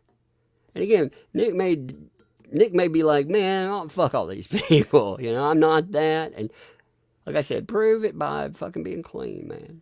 Prove it by being clean. And I'd rather people be like, man, I don't agree with you. Fuck what you're saying. At least knowing it comes from a good place. But it's strange. Like, people want you to set fire to everything. Like, burn a motherfucker down and burn their families down and everything else. Again, the neglect portion, nobody wants that for kids. That would be out of addiction. And I saw people saying it's selfish too. Fucking addicts are selfish. It's about self. It's about indulgence. It's not a pretty thing. It's ugly. You chase one God. You worship one God. That's it. That's that next high. You're always chasing this idea. It's not a reality. It's an idea. You can never get back there. And man, stressors and shit,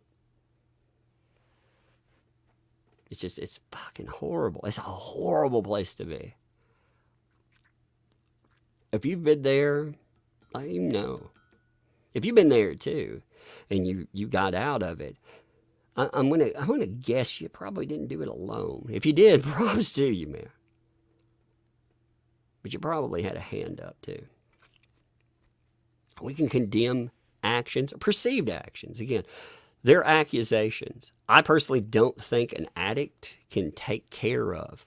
I'm not saying that somebody is they mean to be anything. I just don't think in your state of mind there, you only love one thing. You cope one way. It's terrible. No other coping skills, no other anything. Oh, shitty place to be. the judge or CPS can order drug or alcohol. Oh, they will. They fucking A will, you know?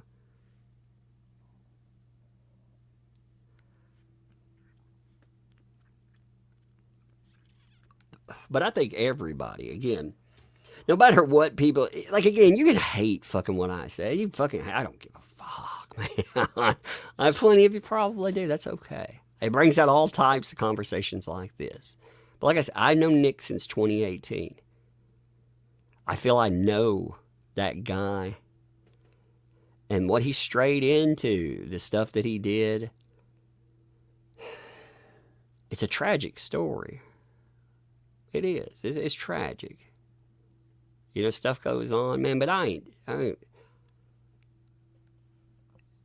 if it was like, hey, Tug, blah, blah, blah, like, man, I would do my best to help.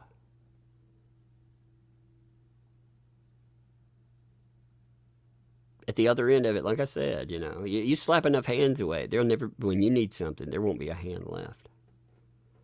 You know. But there are a lot of people, like I said, that can't get that. It's got to be an all or nothing. It's got to be, oh shit, did you see this accusation right here? And like I said, I believe that no matter what in there, I don't know the people that made allegations. I know this guy had a problem. And I know when you have a problem, you're going to have problems. You have self problems. Even the stuff he admits, like, he's admitting in public, like he's having problems with stress and this and that. He's having all these issues. He's drinking. I mean, that's part of coping and dealing with things. When you're doing that, you're not functioning. You're not functioning the best for yourself, so you're definitely not functioning the best for anyone else. Anyway, I've said enough on that. I don't mean to roll in circles on that. I get frustrated with all the conversation on that because like, people are like, denounce these fucking people. Like, you've seen the conversation. You saw the conversation with Yellow Flash. And again, that was leaked. I've seen this.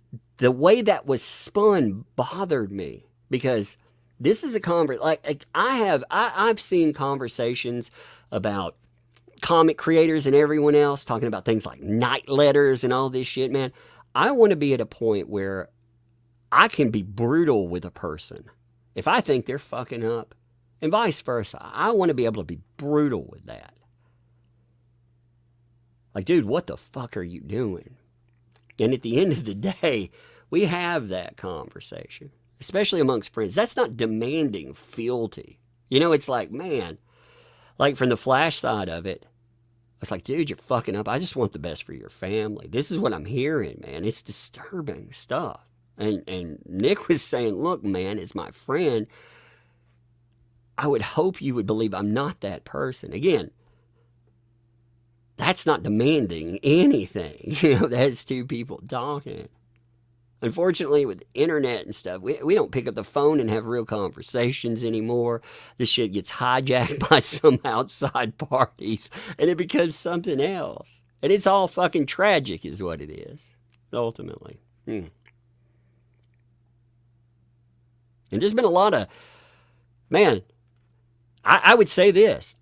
So that room that it comes from, that is an invite room. That isn't some like hangout or anything. It's an invite room to a show. Any conversation I've had where I've talked about Nick Rekita, you fucking feel free to leak it. I don't give a fuck. I would prefer, like, again, I'd prefer to be able to talk to people in private and tell them what I'm thinking there. And like I said, to be brutal, but also be a brother. I mean, we're online friends. I mean, we're not having a kumbaya hug or anything. Man, there's a moment where you're like, yo, dude, you've got a problem with, I think, you know. Like, can you see that? You meet a person at the ground you think that they can hear you to sometimes. Sometimes I scream. I've screamed it all over Twitter. Like I said,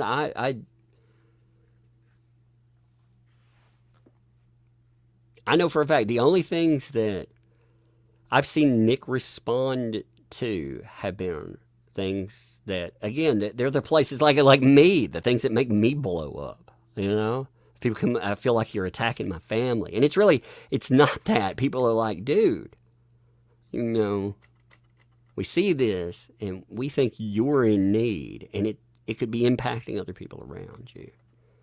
But I mean, the responses to that, like people you care about and whatnot. It hasn't been, actually, interestingly, the responses, if you read them too, they're not responses to allegations about Nick. It's been responses like when he's talked about, when he made his local posts, they were, can you please keep it to me? Like, hey, don't talk about my wife or my again, they're legal documents. You can't not talk about that. But I mean, that was the request. And again, people are going to do what they do. But you see, like, that impact. That's kind of, I feel like,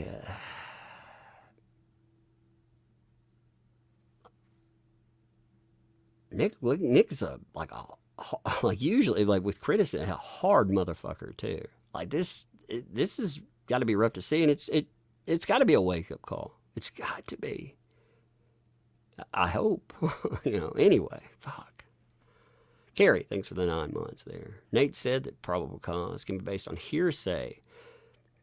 The trial is to prove it with first account testimony. Yeah, and I mean, I thought the conversation, so I was talking about, oh man, I forgot something. So there's lawyers fighting though. Oh, forgot the lawyer fighting stuff. Shit. So lawyers have been, they've been getting crazy. Holy crap. I'm not talking arguing. I'm talking like blocking and talking shit to one another. It's craziness. Like, I've been watching, where is it? Again, like Robert Barnes, for example, blocked. Again, I have nothing against, I don't actually know Robert Barnes, but I saw Robert Barnes blocked Nate the Lawyer. And here, let me find this. Give me a second.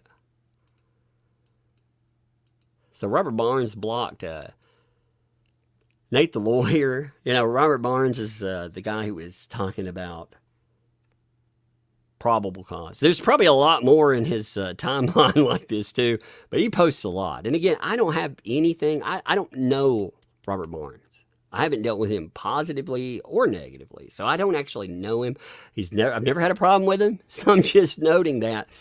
Potentially criminal. Obviously, I'm following him, so I've had positive interactions with him. I've been on a couple of panels with him. Yeah, he's pretty funny, like, to be honest. But these exchanges, you see like discussions going back and forth. But it was like, oh no, Nick saw they saw Nick displaying signs of drug use. I used the 521 streams as proof. Nick fucked himself. And Robert Barnes is like, never hire this grifter for your defense lawyer.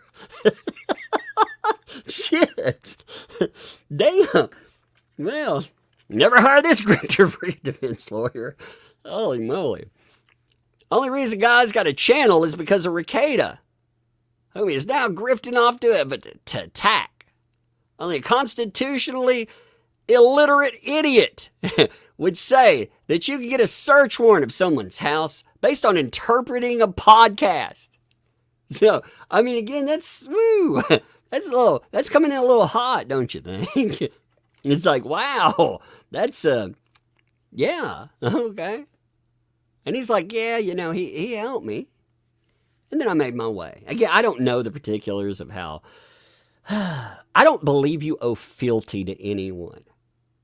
I believe, though, when a person helps me, I would like to help them. I think that makes sense, right? And like I said, I have friends that, it amazes me when people are like, Nick's not a friend. I'm like, dude, I was on a flashcast, and it was a crazy stream. And guess what? Like, Nick helped me out, like, with comic book, like getting comic book, like, out there talked about. when I've had like weird fucking things people say, yeah, any success you have, you're gonna have people say some crazy shit about you. I've not had any problem. I mean, he's live streamed a couple of things that we, and that's fine. That's okay. That's not a bad problem or anything. But on the other side of it, it'd be somebody that hit me up and be like, all right. But anyway, he's like, yeah, I'm in my own way. Let me know when you expose the conspiracy to take down Nick. I'm sure the halls of power in Minnesota tremble at Nick's alcoholism. I'm sure you'll have the governor's scalp in no time flat. I was like, damn, this is not very friendly. Holy shit. It's like, yeah, I mean, and again, I would go through, I bet there's a lot more fucking firecracker shit like this, but, Robert Barnes posts a lot. I don't know if that's all him or somebody controls his social media, but I tried to go through to get back to yesterday. I was like, good Lord, my man. And again, that's your prerogative. You post how you want. I'm not saying anything negative on that either, but I couldn't find like half the conversation. But I do know like Nate the lawyer, he noted that Robert Barnes had blocked him over disagreement.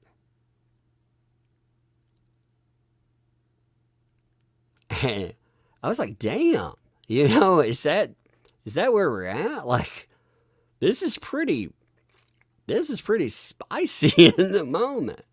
Yeah, they got LawTube, like knifing each other out there. This has turned into like an East Street fight. It's like, damn. It's interesting to watch too. I have been watching it, or there have been plenty of lawyers that they've provided good insight. I think if somebody, it's funny, I'll hear people name, well, only this person, this person, and this person are providing good insight. Well, why is that? Because these other persons, they're not condemning. I think people condemn. There are a few people that,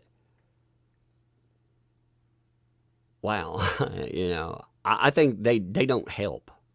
I think if you think your friend has a problem, you don't excuse everything like, and whatever. You can, again, Nick is a smart enough person, in my opinion, to understand helpful critique or criticism.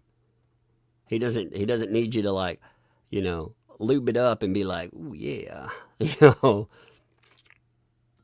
that were the case, I'd already heard something about it. Because like I said, I was in that room when those conversations are popping off there. Rekita's there. I've definitely talked about this stuff in there. Because it's something, when you a bunch of those people I'm friends or friendly with all of them. We all live stream together and stuff. So we're discussing it and being like, damn, this is bad. And he's there. Now, I didn't know at first that he was online checking this stuff, but he has access to it. He's definitely there. In fact, I don't know what he responded to, but I'd wondered when he put up that locals post about how he's not suicidal.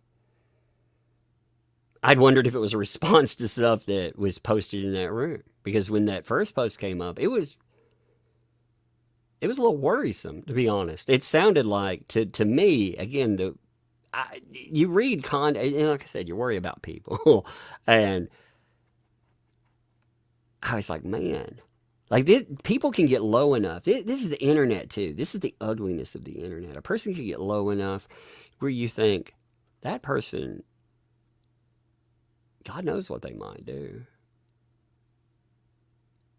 And I'm not saying the internet can't be like whatever it is, but if you're a friend, you hope, and you hope they don't, and you try to intercede.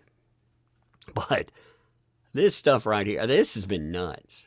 So the lawyer thing, you guys should watch, just because that is a sideshow unto itself. What's beautiful about it, it doesn't have any accusations. There's not a bunch of salacious bullshit that's going to come up in it. It's going to be lawyers they start out like nice about things normally, but it has escalated to the point that it's been crazy. I'd love to see them. Man, one of the lawyers that knows everybody, they need to have Barnes and fucking potentially criminal and fucking vices and legal mindset and fucking oh man, they just Nate the lawyer. They need to have them all on one show. That would be a hell of a show. People talk about internet blood sports. This would be like the law tube version of internet blood sports. It'd be amazing to see, I think. All right, sorry, I know I was in super chats, but I missed that one. It was like, damn, I really wanted to show people because again, it's hot. You know, and the reason it is because people, again, they're friends. They people take law seriously, but a lot of that, you don't usually see people like getting out the flamethrower because they disagree over constitutional fucking warrants. You know, they're not like, hey, dumbass, hey, illiterate, nobody should ever hire you. I mean, you know, it usually doesn't come. They can, but. Anyway, Bo Beats, No Sheep, thanks for the fun there. Perhaps the 50 use kids as, 50, my bad, yeah. Perhaps the 50 use kids as an excuse to enter the domain, but we're waiting until Sure Max Drugs, as per Aaron, Nick and April picked up day before the search.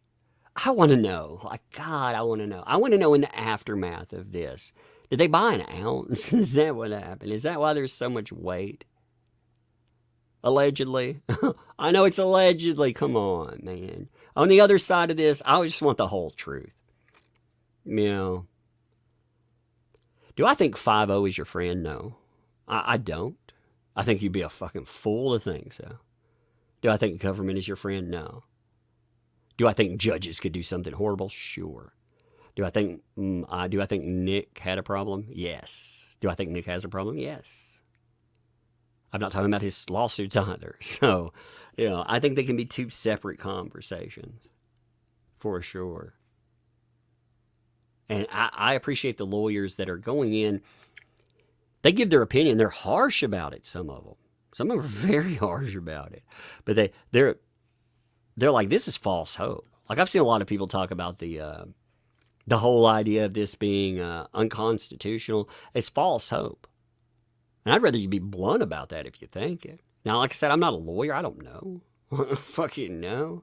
I've never been in front of a jury or a judge, like trying to make that point for a client. So at the end of the day, I don't know. Fallen Hero, thanks for the gifted membership too. Thank you, my friend. Appreciate you. Tilly T, thanks for the 10. Bug Sis wants to remain anonymous, but you busted her, LOL. I know. Like, what's up? That's what I'm saying. They're like, would like to remain anonymous. Come on, man. Is that too much to ask? Like, if I go to I would rarely, in my life, I've had to use the police a few times. I have. And actually, I'm thankful, to be honest, a few times. But my God, it's very sparingly. Because I know what can come from it too. I would hate, though, to try to intercede in someone's life. And to be honest, I'm not encouraging people to report anyone, by the way.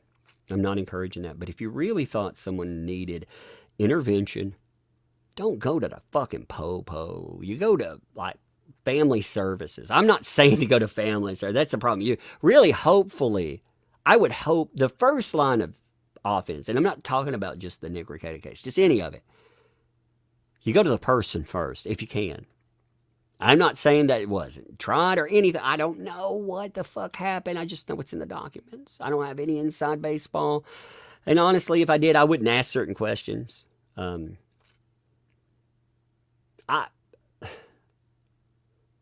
know enough to say that I feel like Nick having a problem. I feel like I know enough from some people. He could argue with this, but I feel like I know enough to feel confident in saying that that there was a problem. I feel like that. I know. I mean, I see conversations and stuff like that too. I know stuff, but that's stuff that's not public, you know?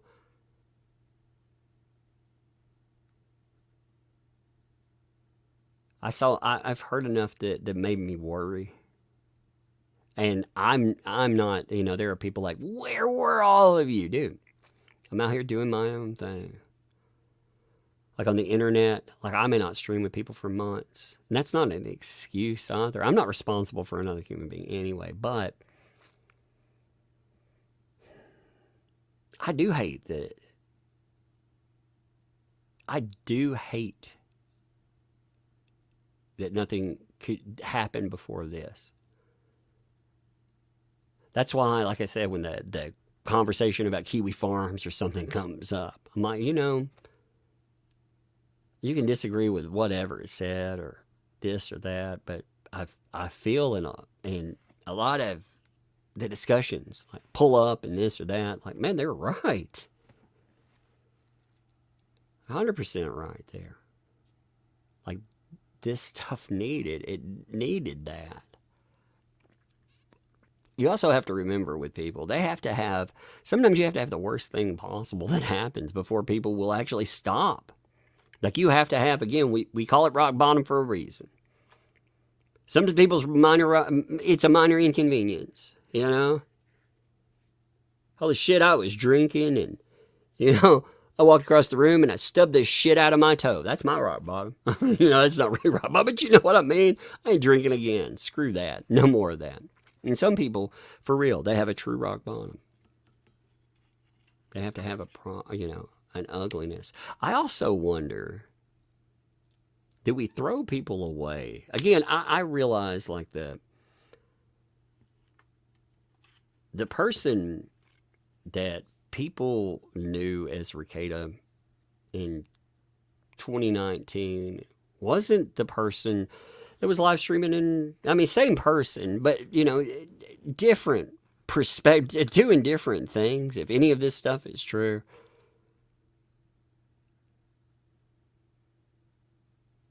Do you throw people away? I see a lot of people of faith that throw people away, and that saddens me. You know? That saddens me.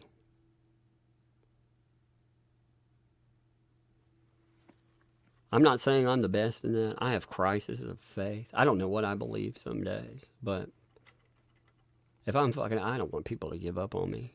You know? It's sad, man, when I see that. I still like that Denzel quote, too. You know, Denzel, talking about this as an object lesson. Denzel, when Will Smith slapped the shit out of Chris Rock, Denzel was interviewed, and Denzel had a good point. He said, and I think this is it's a cautionary thing. He said, at your highest moment, be careful. That's when the devil comes for you. Again, you don't have to believe in the devil to say, you can be like, I don't believe in that. That's not the point. Whatever, temptation, vice, whatever. If you don't believe that, that's fine. But you got to believe that's when the ugly comes for you. That's when everything likes to fall the fuck apart. Right when you're at your highest place, that's when the devil, you know. At your lowest place, it's easy too.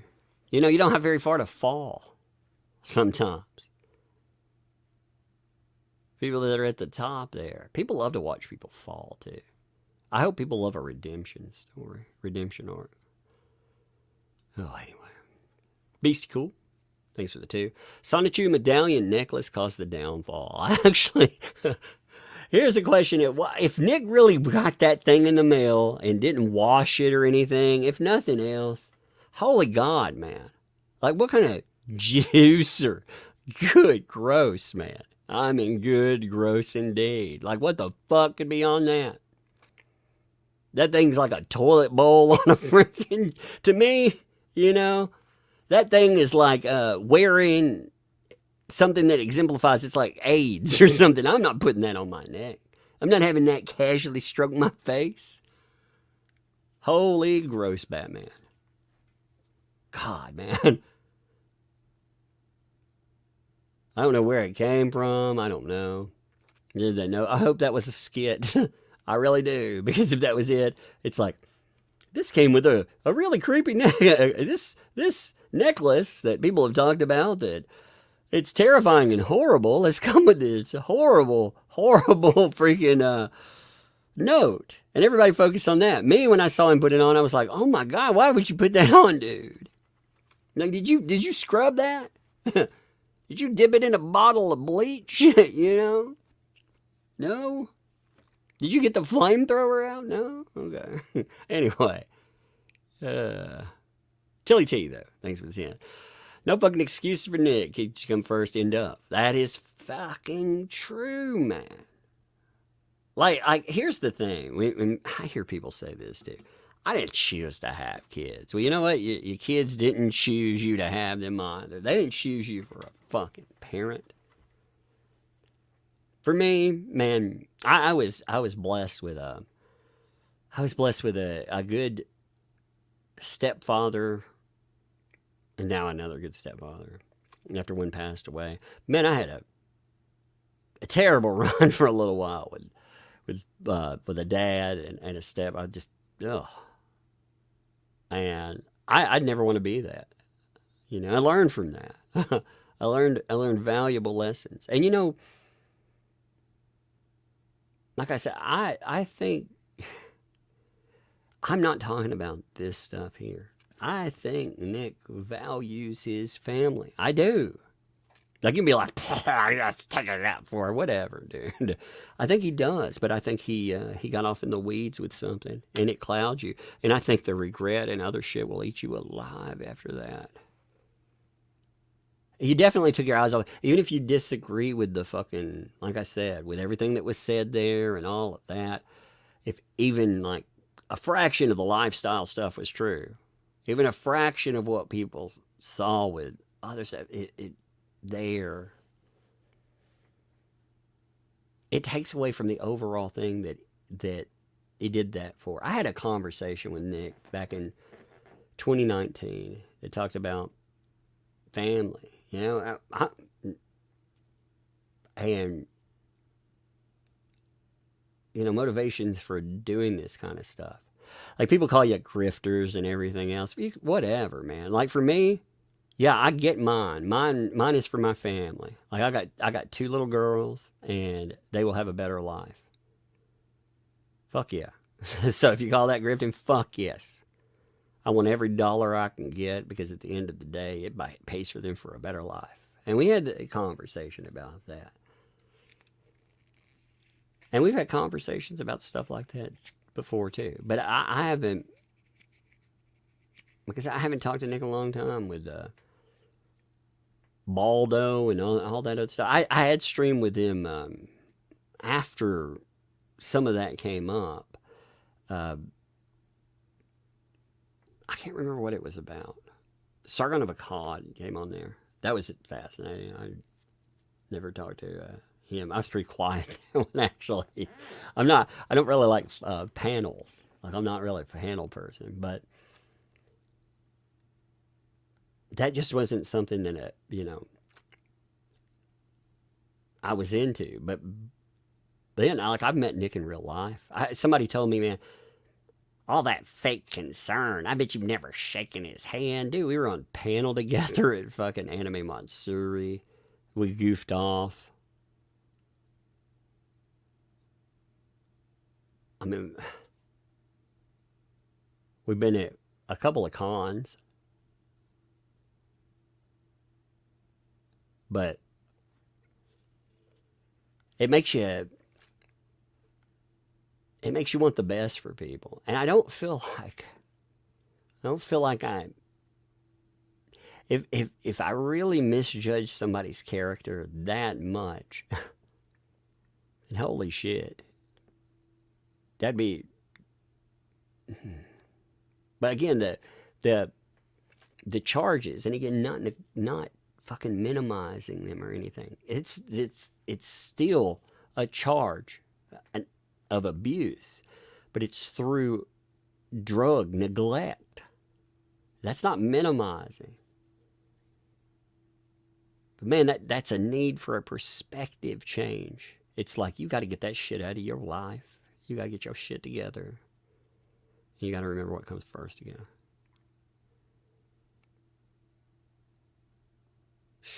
I'm glad I didn't have kids when I had problems. I'm glad I wasn't on the internet when I had problems either. Because motherfuckers would have just set my life on fire and fucking, probably drove you to God knows what. It is a rough time. I'm glad. I mean, I didn't have kids then either, but I'm glad it wasn't public. Whew. Anyway. JH, did you know Nick paid the $50K bail? No random testing. It's a weird thing in Minnesota, isn't it? Like you don't have random testing and other stuff.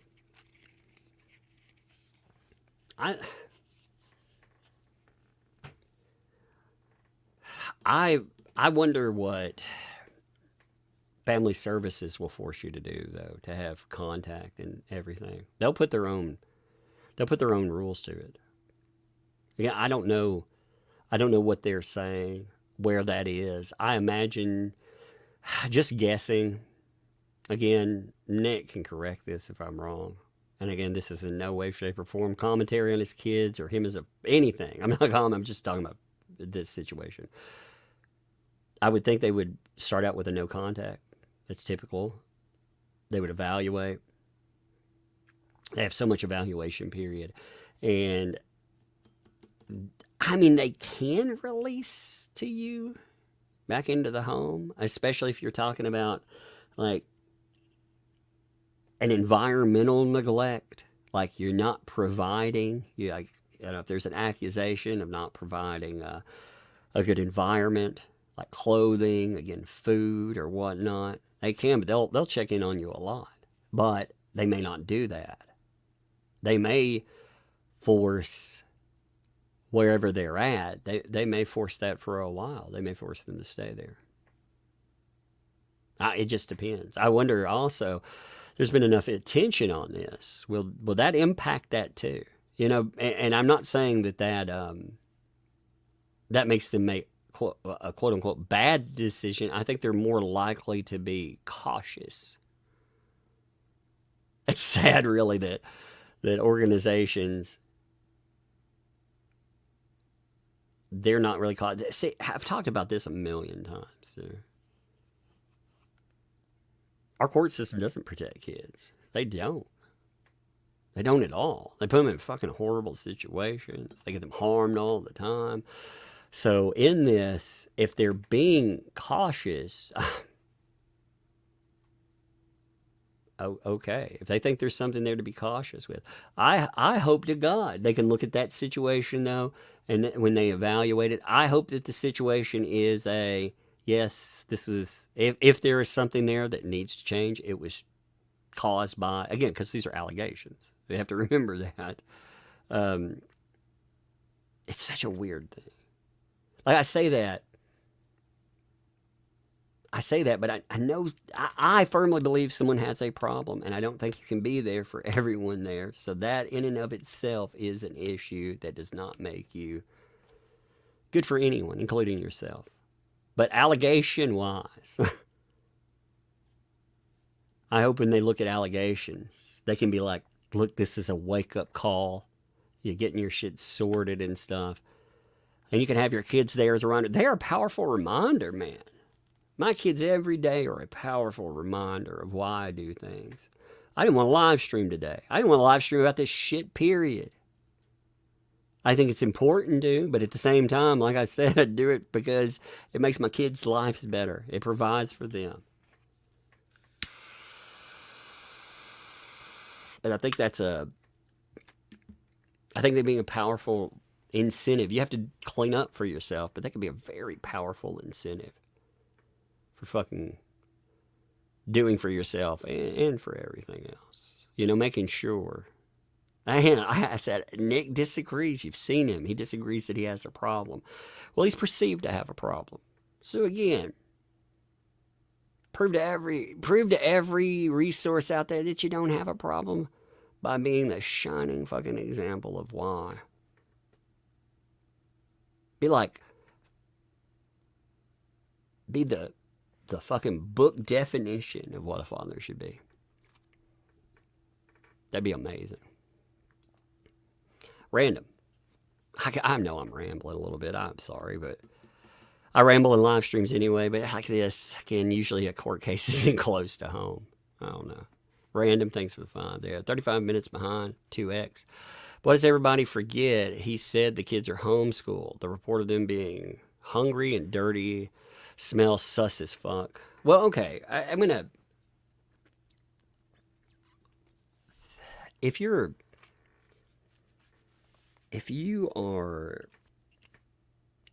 in full thrall of substance addiction, man, you can't function.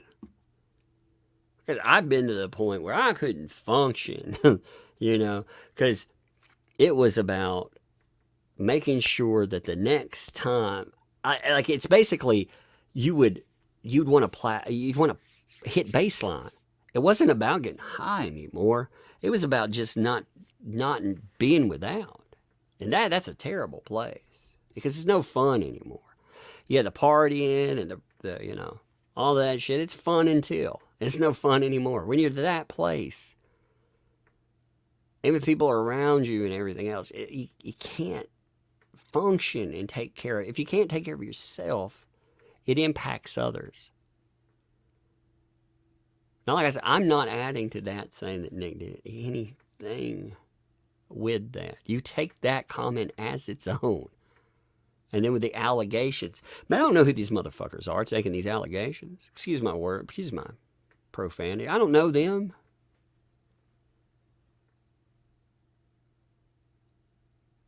Like, Nick kind of saying that it's vindictiveness, basically. Again, I'm paraphrasing, but it's part of that conversation that was thrown out there. Saying that it was vindictiveness or spitefulness that someone would make out like, yeah, that can happen.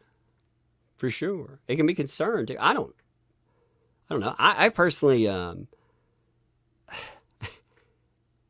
stuff like that does resonate with me because I don't trust a lot of people. People are fucking nasty. At the same time, people can be concerned, too. So, I don't know. I don't know the answers to that. Like I said, I know that at the end of the day, there's a need. So, Tilly T, thanks for being there. Unfortunately, Nick got a big nose, so the cocaine showing is enough for another sort to a small size nose. That's what he needed. He needed a nose job. Jeez, man, I never thought about that. Meredith, thanks for the 10 there. It seems to me people close to Rekieta were worried about the spiral, which is why they wanted to be a non. But police used it to make an arrest. If this was about the kids, why not a wellness check? Yeah, it wasn't about the kids. That's exactly it. That's what I'm saying with it. What we learned in this process is that we had a complaint. See, this is what's really, it all starts, if again, unless something else, it all starts with discussions about welfare for a kid, but it becomes a drug investigation. Their statement at the end of that, number one, their statement at the end of it says that they don't prioritize the safety of a kid. This was not prioritized by the cops. I can prove that because number two, they started a quote-unquote investigation. Anytime they could have had CPS knock on the door. 100%. Any fucking time at all. They could have done a wellness check. But when you knock on the door, you can't, unless they're with the police. Unless they have a reason to enter, they're not going to enter with CPS. They'd have to come back with a warrant. So that would be 100, that'd be a warning for what's coming. Number three, the warrant itself notes that what they're searching for are drugs. They're coming for drugs. So the main factor in that was not children's safety. The main factor in hitting that house was they were going for drugs. It says that in the warrant. Again, if they were worried, if you thought a kid was in danger, immediate danger, like there can be liability. You know, you can imagine the backlash and everything else. If a child, like again, you imagine this scenario. Or let's say a scenario just like this. We'll say there's a guy named Rekita. Rekita has all the things that people thought at first, you know. Rekita, yeah. It was really about kids. Now, can you imagine if they waited 7 days and something terrible happened to Rekita's kids? If he had a big enough, that would be a horrible thing. People would talk about it. But there would also be a tremendous amount of backlash for the police who decided to sit on their hands and let something happen. So, yeah, it absolutely wasn't about child safety. It started with a complaint that included that from what we're reading. Or, I'm sorry, not a complaint, with a concern. That's the better word, with a concern. Tease T, thanks for the 10 gifted memberships too. Thank you for that. I appreciate that. I watched them fall in and I didn't see who sent it. Thank you. Chris's husband, thanks for the 5 there. Cesar is ordered drug addicts. Isn't anyone concerned about DTs? Yes. Yes. Yes. Very much. Intoxicating medical emergency. Yes. That's why rehab right away. If not, that's why I've been talking all the time about you have options. If you run into something, it's not just that. Addiction is a mental process too. You're not going to get over it even if you get past the DTs. Let's say you get past that. You need later on, you got to have something to mentally stabilize. Because Rekieta got a lot of stressors in his life for sure. What's his coping skill? They're telling me, well, drug use. So, yeah, of course. Part of the stress, this is a stressor. I mean, again, you can say, again, we're not talking about blame here. Who's to blame? Obviously. We know who would be to blame in this situation. But if you're talking about, again, making things better, putting somebody in stable footing, because we're not supposed to be punishing somebody. We're supposed to be putting them in the kids, everything. We're supposed to be putting that in a better place, you know. It's a rehabilitation, you know, and is that. Yeah, rehab. But if not rehab, again, outpatient centers, making sure that you have something to control DTs. Again, like Subutex would work. I say that because of mixed substances. And again, Vivitrol is a freaking, after the withdrawals are dealt with. Because this stuff won't let you get high, man. Very important. But you're right. You know, people die from withdrawals. There have been a few people who have died from alcohol withdrawals. Like, I'm talking about like famous people in the last few years. So, yeah. My Beaver's Unit, thanks for doing. So balanced. You want that large trash bag of cash. That's what I'm telling you. If I were a cop, I mean, for you all, I don't know how many, maybe you're law enforcement people, and God bless you. I appreciate you. But let me be honest. Just you random folks out there, when you watch a show that's talking about like a cop running across like a large trash bag full of cash, don't you ever think, yeah, I might have taken that too. You know, that guy in the 7.5 was like, you know, you feeling a little bit, when you start out, you feel like you can change the world. And then after about a year or so, you notice you're not changing the world.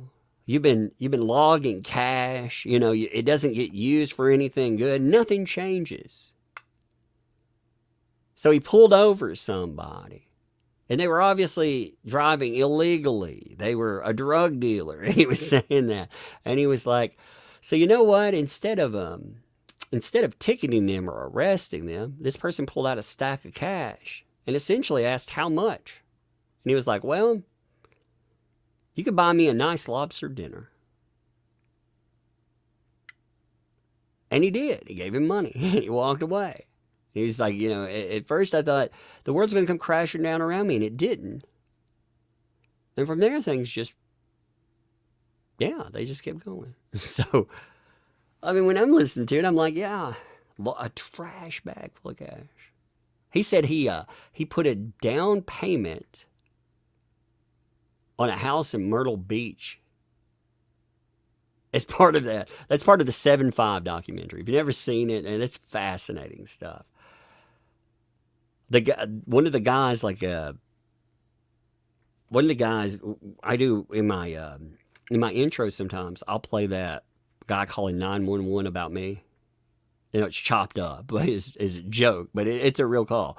Well, one of the guys that dude was working with was involved in one of the biggest police. He was involved in Rampart. You know, one of these crazy fuckers we picked up from the last cases was involved in Rampart scandal, which is one of the worst corruption cases ever. And you listen to them, man. And like I said, I think running around with, you're immune. Like, nobody can retaliate against you. You have the law on your side until you don't. Anyway, sorry, I didn't mean to get off on that. Hey, Tug, haven't chatted in a while. Life has been a bit rough the past couple of months, and right now things start picking up for me. This Nick stuff happens. My heart breaks for those kids if all this turns out to be legitimate. Yeah. It breaks for me even if it isn't. If none of this were true, it breaks for me because, like I said, when I read that, it hit me in my feels. Thinking about a person's little girl. I mean, you imagine when law enforcement enters your home, they don't enter nice. You know, they're not like, yeah, I'm going to be beautiful about this. They took the door down, no matter how minimal the damage was or anything else. And they're shouting instructions for people. Come out, do whatever. You know, they're shouting downstairs. So one kid comes up and then another kid's reportedly sleeping. So the other kid finally comes up. You can just imagine how stressful and horrifying to wake up to that would be. And that officer, you know, taking their hand and walking them out to their parent to stand there while your life's taken apart at that moment. Like, that's tragic as fuck. No matter how it's sliced. You can think anything you want about that warrant.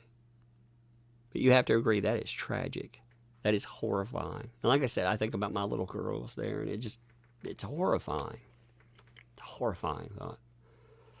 Subi Sue, thanks for 5. As a mom who tried to help her 26-year-old daughter, it will be 8 years next month without her. Thanks for all you're doing. Much love. That hurts. Yeah. Love you. Appreciate you. Tease T, thanks for 20. I'm with you, Tug. Seems like the wait is convenient. More evidence, kind of iffy. No excuses. It's all Nick. But does seem to be a bit of revenge in the timing. Honestly, pray they all get help. I mean, I just wonder, like with the judge again, like what's up with that? Again, I'll say it again. If you were that judge, are you such a nice person that you would just be law and order and everything, or do you sometimes just feel a little fucking spiteful? Like, if you had the ability, even if not even spiteful, if you had, let me think about it this different way. Let's not go with spite. If you had a person in front of you before, and apparently there were some crosswords, you know, this person's also heard some of the Monograph lawsuit. And then, you know, they were to hear about the statements that were made. Do you think they're as likely to give you, like, to think, man, this is going to violate it's going to violate all your constitutional rights? Or maybe they're like, yeah, fuck it. Well, no, again, I'm not saying they did that, but it's just, it does. I ain't a 100% embrace, like, authority kind of person. So, hey, we'll see. Benjamin Todd, thanks for the 10. Just came back from Vic's stream on Nick. You could hear the absolute. I haven't listened. I got to see that. Thank you. I think I'll live stream. I don't know. I kind of want to. I met Vic a few times, like Vic Mignogna. You know, I documented a couple of times, but Vic Mignogna, like, I'm not close. Like, I felt like he was close with Nick. You know. I mean, they would hang out and do, they did stuff together. But with Vic, it was funny. Like Yellow Flash and I, we were over at a hotel, like fucking off, and I don't think anybody was supposed to be over there, but we came out and Vic Mignogna came walking down the hall, and he was like, "Yo, dude, it's Vic Mignogna." And we were bullshitting with Vic Mignogna for a little bit. He was just so nice about stuff, appreciative, thankful, And what was funny is he wasn't just he was so personable. What was funny is he was like, going to sit down or do whatever. He had some other people that he was with, so he's like, hey, I'm gonna go do something. But man, he made time to goof off. And like I said, I'd seen him in 2019 with all of the Manana stuff, Ganame Matsuri. I mean, he seems like a decent person to me. And I always got the feeling they were really close, but I would check it out. Send praises way if you could. I'll check it out for sure. Somebody link me that on Twitter. Like, link it, DM me at that if you don't mind. I'd like to go watch that. Deborah thinks so too. Barnes is blocking fingers, been busy. Apparently. Like I said, I don't have a problem with Barnes. I don't know him. If I disagree with people, I have plenty of people be like, that stupid mofo Tug. That's okay, dude. I don't care. Jay Wolfenstein, thanks for the we'll call it Law to Mageddon. Objection, mofo. That's right. The objectathon. I'm an objectathon. Okay, Raph, thanks for the vibe there. It's more like talking law in real life and insisting that constitutional law is the only kind of law there is. That's true too. I don't know. It's just, it's ugly. Like, it's funny though. It is funny. I've got a handful of people that I'm close with. I try not to burn bridges these days. Like I said, there are people that I don't like. There are people I don't like a lot, but I try to maintain good relations because you never know. It'd be like this. Like, here's a great example. And I get along with him, so I'm just going to note this. Say somebody didn't like Legal Mindset, right? Well, in the past, when he was growing as a smaller channel, but now it's been blowing the fuck up lately, right? You get along with everybody, too, and you're covering something. Yeah, they may mention, they're like, oh, well, your idea here, whatever. If not, if you burn that bridge, man, that was dumb. You burned that bridge because you thought nobody would matter, or you mattered more, and then that's a dumb move, man. Everybody, these are businesses, I mean, we're people, we fuck up too, but I try to look at everybody as a business. I don't just like randomly go after YouTubers and be like, fuck these people, you piece of shit. Blocked. Might be Regina, thanks for 5. God is my master, not a church, that's true. But I see humans as individuals with flaws. Yes. You do what you can, love as you can, people show their colors, world is fucked. Yeah. That's true. Churches too. I had one of my relatives was in a church that was just a busybody, gossipy thing. I remember as a kid, man. They're always like, deaconship. It was a status symbol. It reminded me of blue check marks on Twitter almost. It was like, do anything. It wasn't God. It wasn't godly. It was the furthest thing from godliness. People were vain and they were mean because there was status in a church. And I found that awful, I felt like God wasn't there. So when I read some of the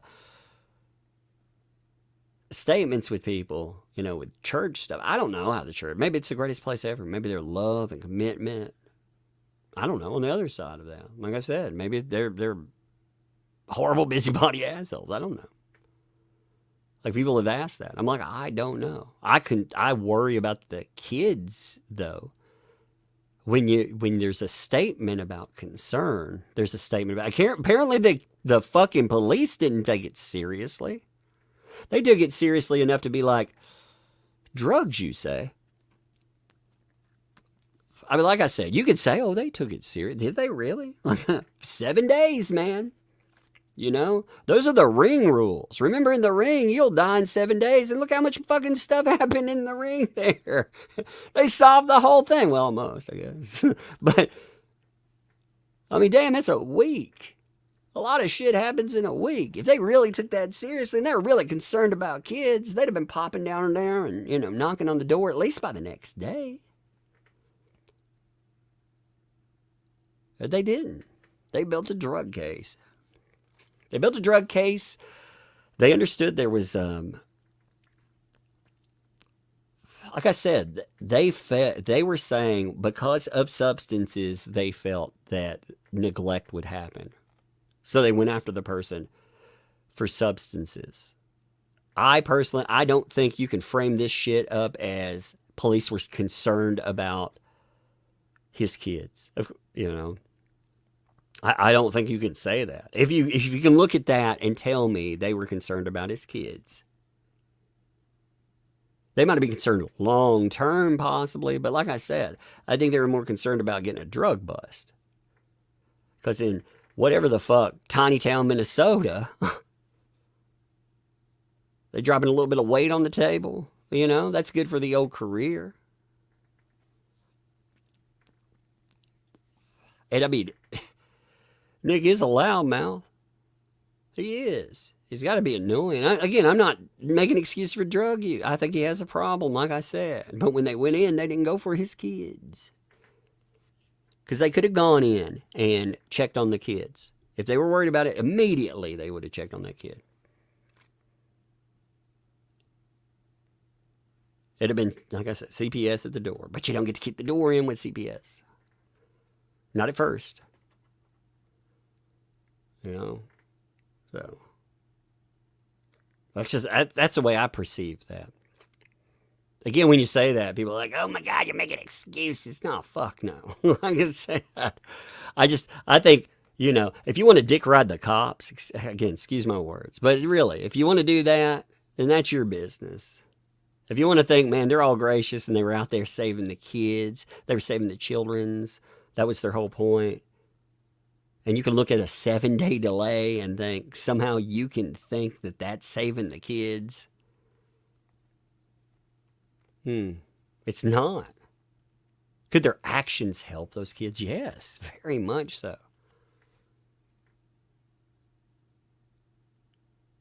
I mean, again, if an addict gets better because they're busted, this could save Nick's life. I firmly believe Nick was going to die on us. I thought Nick had AIDS for a little while or something.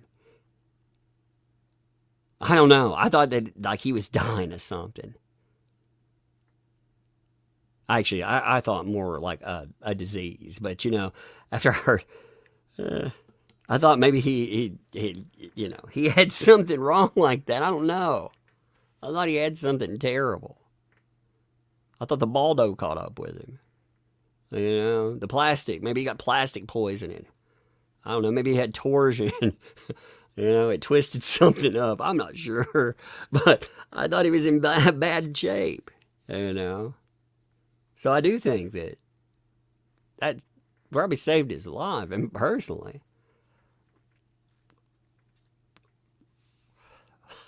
Yeah, Baldo poisoning. Oh no. I didn't say that. M Towers, thanks for the 10.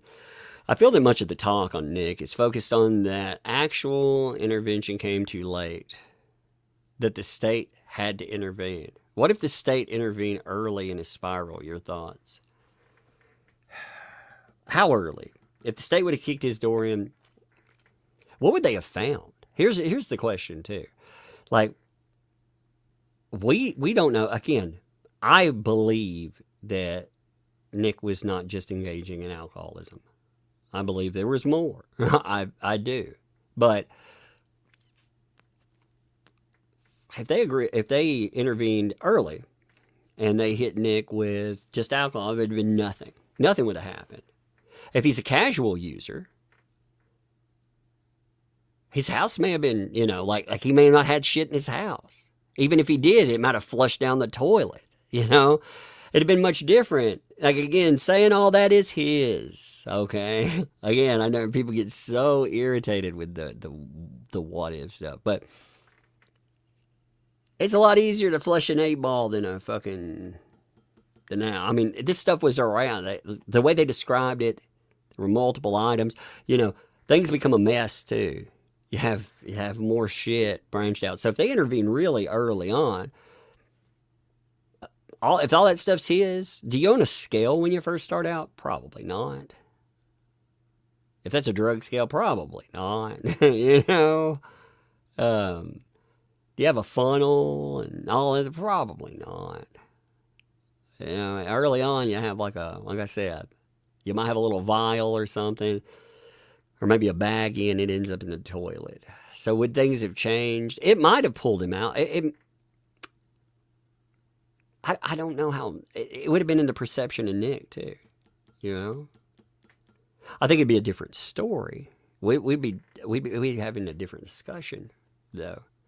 Depending on how it went, we might even be talking about, like, how law enforcement did this or that. I mean, again, that's big. That's speculatory, but I don't think there could have been that intervention really early on. As far as people are concerned, too, I don't think anybody could have intervened with Nick early on. Nick, I mean, is so lovingly in its own way. Nick is the most stubborn fucking person I've ever met. And I mean that in a, when you need justice in something, like if we were talking about like Weebors or something, that is the most positive thing ever, because you'd never back down. When it was fights with people online, like Keffels or anything, that is a very good thing. When you need somebody to change behavior, it's terrible. Like if you want to talk to somebody, that son of a bitch is stubborn. He is the most stubborn fucking person I know. And I got to the point the other day where when I'm talking about this, obviously, I have to talk from a point of, again, I know this person somewhat, but I am looking at it more as a case, too. I'm trying to look at it both ways. I look at it in a place where I also felt shitty, I'm going to be honest. You know what? I feel like people were right in some way. Maybe we could have fucking, like yelled at him enough. At least it would have made me feel better.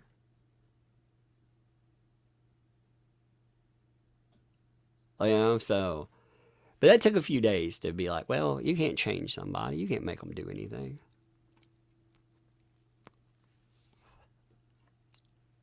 I don't know. That's an interesting question. But Virginia, you finally going to follow me on Twatter Tug, you butt? I don't follow very many people. Usually, it depends on, usually if it's about posting, I follow some YouTubers and stuff. I follow people more on what they're posting about. So it really, it's never an insult or anything else if I follow or don't follow people. I just, like my timeline, it doesn't show anything otherwise, So if I followed you on there, I'd follow everybody, but I never see anything. I have trouble finding anything as it is. But yeah, I appreciate you though. I very much do. I appreciate all of you. I do. More. That's one thing that's come up in this, and I really hope you understand this. Even if you fucking hate me, people have allowed me to have a platform, whether you love, you hate me, whatever. This has allowed me to better my kids' lives. It's bettered my life, and it's bettered my kids' life. It's allowed me to do things that I appreciate. And I would hope like one of the beautiful things, like the pitfall of ego, man, I have a talking avatar. That's all I am. Sometimes some days I'm a talking pickle or everything else. And I'm thankful for that. I'm thankful that ego and stuff isn't there. Well, I think people get in the trappings of fame. I mean, our lives get in the way too. Like, people don't start using drugs because they're at the top. It's just the availability is there. And sometimes maybe you do buy into the bullshit. You think you're somebody. You think you matter, and you don't. Like, as YouTubers, we are fucking blessed to be able to pick up that microphone and talk. And to have people listen to us. Agree or disagree. I mean, we're blessed. That's one thing I think has come through this conversation. No matter how big you think you are, you can fall. And you are blessed in this moment. This is the best job you could ever have. So, anyway. Travis, thanks for the 10 there. Been a while since I've super chatted, but off probation now. Props to you, by the way, Travis.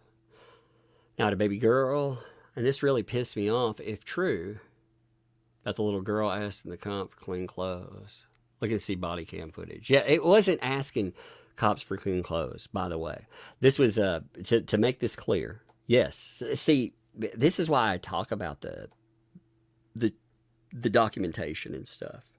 And if there's a question in there, hopefully I answer it. There are other, like I said, there are lawyers, and so I just try to read you a document if I have it. I'll talk and stuff, but I try to put whatever. I had to read that one just because of the way it's available. It ended up in pieces on the internet. Somebody else read the entire thing. They have the document and they show it. It's a legit document, you can tell. But the document itself isn't available. Like, not easily anyway. That last document, the new one. You know, if you notice, people are showing clips of it. Well, a couple of people have it, but even...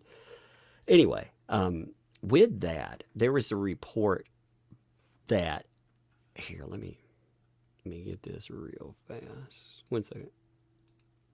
The report wasn't that a kid asked a police officer for something. There was a church preschool teacher that said that the kids had reported being hungry, not being fed, and were wearing the same clothes 3 or 4 days at a time, and they would start to smell. That was the statement from a church preschool teacher. So, now the cops said they observed a dirty home, clothes everywhere. There'll be body cam footage. I fucking hate that idea too, in a way. I hate that idea. Like, there's, but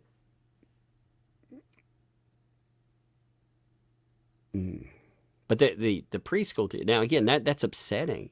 That was what I hope everybody focused on that too, because it's a child at risk, potentially, allegedly. Remember, we don't know where that allegation comes from, and it needs to be taken seriously. Like I said, the cops, they said in that document we looked at today, they didn't believe there was immediate danger. They were putting together a drug case, and that was part of it. And when they assessed drugs and stuff being there, they were like, yes, there is neglect going on because, again, that is part of the charging. And that's terrible. It upset me too. It upsets a lot of people. Like you saw that Flash argument with Nick. Yeah, you saw that. It was very. Imagine that's your friend talking to you. I mean, again, from both sides of that. Imagine that's your friend. Your friend is like, "What the fuck are you doing, man?" And you're like, he was like, "Dude, I hope you know me enough to know that's not me. I'm not abusing my kids." He's like, "Look, I think you're a junkie." That was the conversation there. So yeah, a lot of people were upset. The kid thing really, it put it to another level. It was like, what the fuck are you doing? And again, I'm not saying that's right or true. It's somebody's allegation. But if you are a fucking druggie, you are.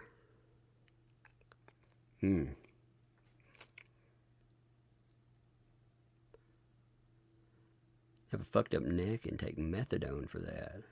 If I'm sick with flu, I'll go 3 days without, and no problem. Yeah, It's the same thing with like subtext and stuff. You know, it depends.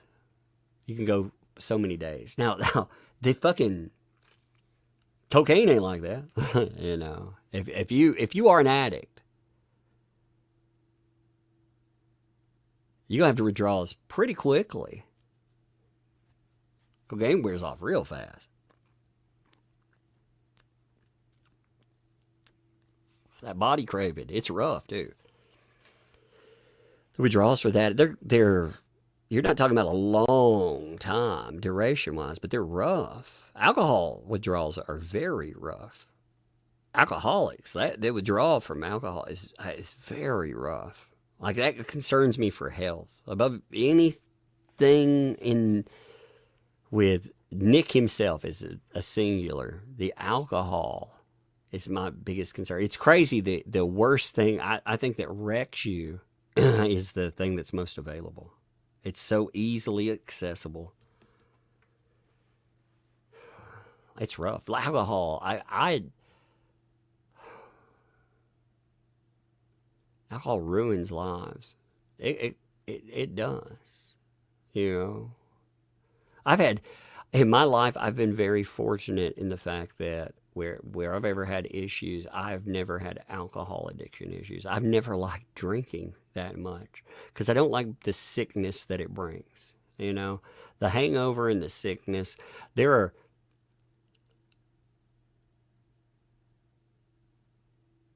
are some pretty hefty prices you pay with that. That other drugs, again, you know, all of them are rough with withdrawal, but that stuff, whew. Withdrawal's not a joke, though. Like jonesing and stuff, DTs are not a joke. It feels like your body's on fire. Anybody who has never been there, like it's hard to. I've broken bones, and I would much rather break bones and like deal with the after of that than to have every muscle in my body on fire and I can't heat regulate. I feel like I'm going to die. You know, I can't eat. Like, it's a terrible place. Jay Wolfenstein, thanks for 10. Like everything, the problem is people. They look for excuses. Church, weight loss, masking up. I do one little thing over there, so I don't have to worry about all that. Man screws up everything. That's true. That is true. Well, you know, when we fuck up too, here's the thing. It's really hard to be accountable. It's hard to humble ourselves, especially with online. Like in this situation, we always talk about never apologize, right? Apologizing just brings out more and more shit. But there are times when you have to humble yourself. And you're not humbling yourself to the internet. You're humbling yourself, period. You know, I think part of the conversation with this is people somehow think like, Nick owes us. He doesn't owe us shit. He doesn't owe you or I anything. Not in the immediate. Now, he owes his audience if he wants success. And I feel like a lot of people will feel betrayed and angry. Like with all the sexuality stuff, again, all of that is whatever. I mean, they're the very things that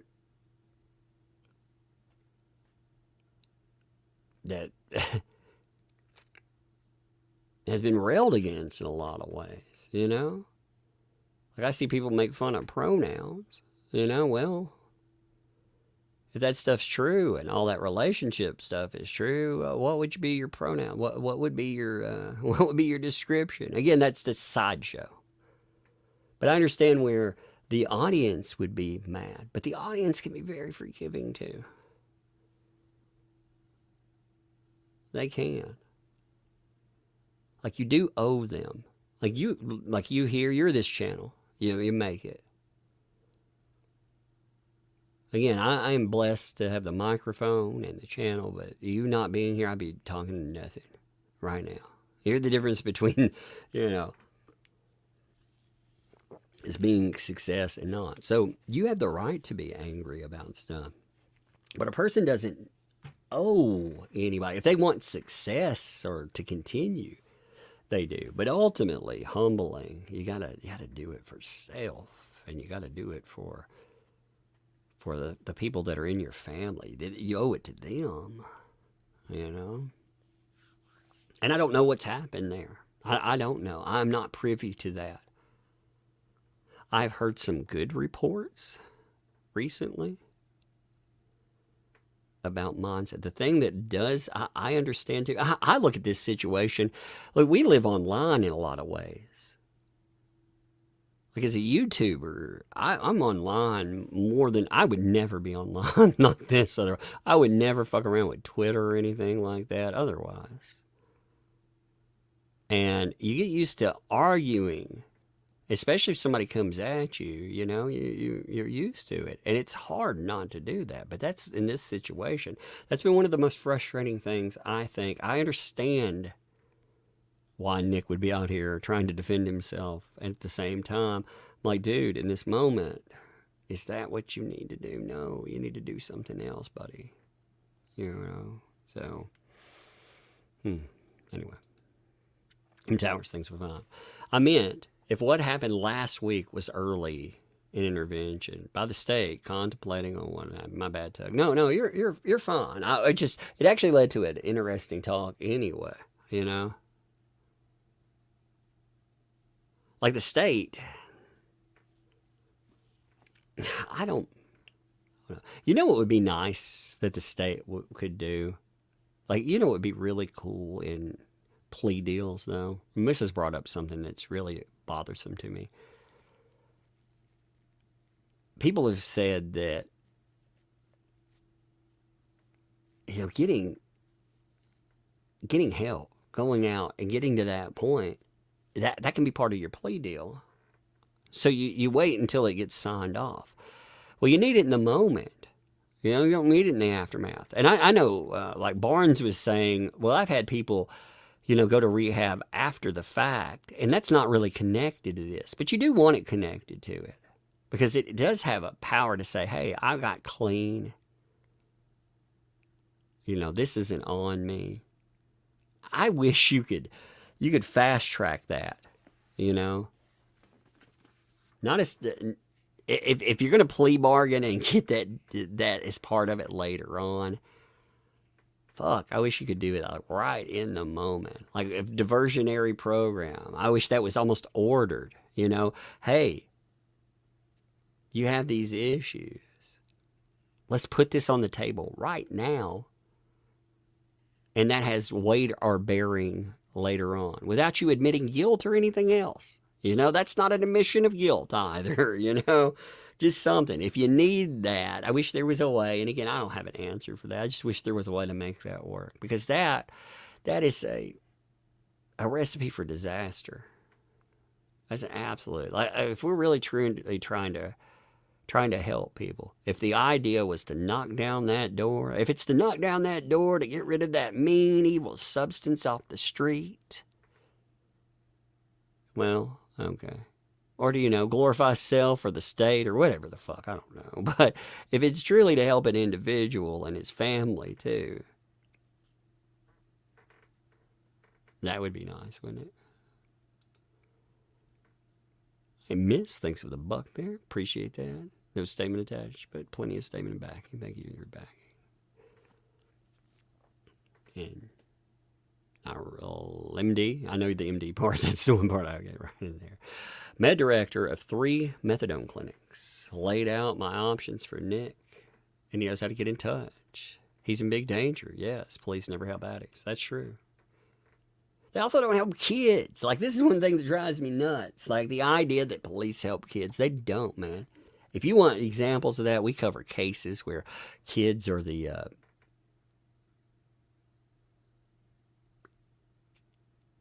Here's an example. This has nothing to do with this case, okay, just to make sure. There was a child in need. They kept a diary of this horrible stuff that had happened to them, okay? They were begging the courts not to let a parent that is just a monster be able to have access to them. The courts had to be almost forced to allow that to be heard. And oftentimes, the courts will allow children access to environments or people that could be extremely harmful to them. And that's awful. I don't believe, like when people talked about this and they were like, it's all about the kids. No. That's where my questions came in. Like right from go, too, like I said, people were like, oh my God, what do they call it now? Your nose garden. That's what it was. Nose garden for Nick. I'm like, why? Because I questioned 7 days? Yeah. You know, that was that guarding anyway. My Beavers unit. Thanks for the 2 there. You miss a Tom McDonald. Chad, bro, read it. Did I? Let me check. Oh, yeah, I didn't see that one. Thank you. Beavers unit. Thanks for finding there. Leave better children for the world. Not better world for the children.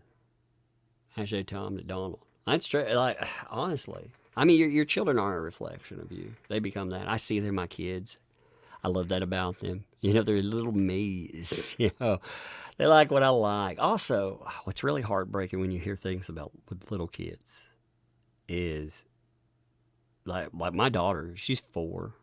And I mean, I'm her world. Like, I can't do any wrong to her. In her eyes, anything I do, I'm, you know, as a little kid, the kids think you're the smartest thing ever and the greatest thing ever. You're their world. I mean, it's tragic when somebody fucks that up. They prove it was wrong, you know. It's a miss things we do. Paid for unconditional bail. Where's Rumble? Actually, I wonder about Rumble. You know, there's been a lot of conversation. I wonder the Rumble aspect. You know, there's been a lot of talks about Rumble and Rumble Deal. I'd wondered a few things on that. Number one, did Rumble Deal happen? I don't know. I've been asked that a few times. Did it happen? I don't know. I have no idea. I'm not privy to that information. Don't know. Number two, does Rumble have a morals clause? Do they have something where this potential, does that trigger even if you're, you know, again, you're innocent until proven guilty? Like you see the decline of somebody. Are they, I was fascinated on how far Rumble, their stance is on that idea. Innocent until proven guilty. You know, because they took that stance with Russell Brand. But if, like, what would be their perception on something like this? You know, because the allegations again, and now with Russell Brand again, to be fair, he was not charged with something, but to be fair on that too, Nick Rekita does not have like some high office in government calling platforms and being like, "Why don't you kick this motherfucker off?" Excuse my words again. I get excited. That mofo comes out when I'm excitable. Why don't you kick him out? You know? And Rumble stood up to that. I do wonder. I mean, I wonder about that platform. I wonder what their stance is on something. And again, maybe there's no statement at all. Maybe there's not a deal anymore. I don't know. I don't know if that's been clarified or anything. I have no idea. But with Rumble, yeah, the unconditional bail thing is fascinating. I didn't realize, like in Minnesota, you can basically pay and have no after. You know, and that's I could see the benefit of that, especially if you really do feel the state is trying to set you up for something. You wouldn't want testing and whatnot. I could see that. At the same time, on the other side of that, those systems are supposed to be in place. You know, too, honestly, the state uses like a 5-panel drug test? They typically use 5 panels. The 5-panel drug test is garbage. Yeah. They pay places that'll do tests that they have the worst false positive readings. They're cheap. They're junk, garbage. Omega, what's up? Omega, thanks for the 5. Alcohol would have killed me. I had shakes at detox. with a 2.6 blood alcohol content. I was with Nick with a lawsuit 13 months sober for my family now. Makes me sad to see. Yeah. Congrats for you, by the way, first of all. It's rough. It's rough to be there, and you did it. You did it for yourself, too, you know? You did it for your family now. You know, it says, 13, sober for my family now. And the now, yeah, I'm sober now. But also, you did it for yourself, too, and you did great. You did good, man. You did good. Props, Omega. It's rough, man. It's rough. And the success rate. I've seen people get the success rates wrong.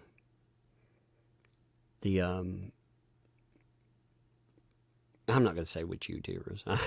I was going to say a name. No, maybe that's not helpful. They were like, 10% rehab. No, rehab, unfortunately, is about a 40%.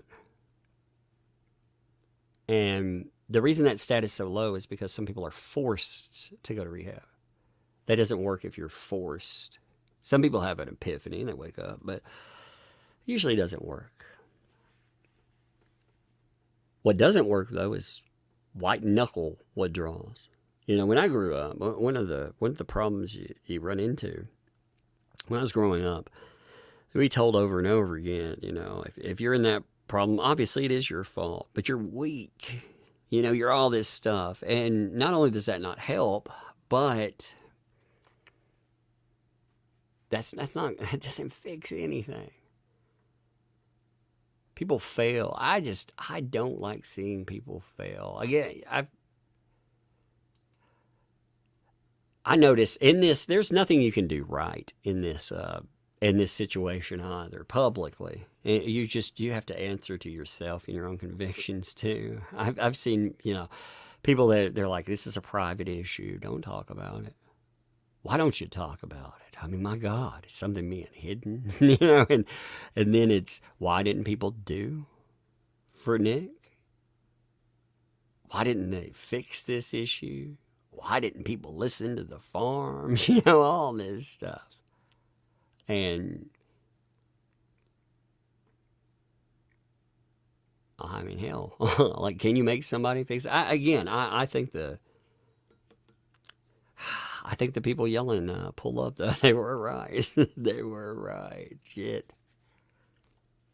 I didn't think it was as bad as all that, but I wasn't watching every day or anything like that.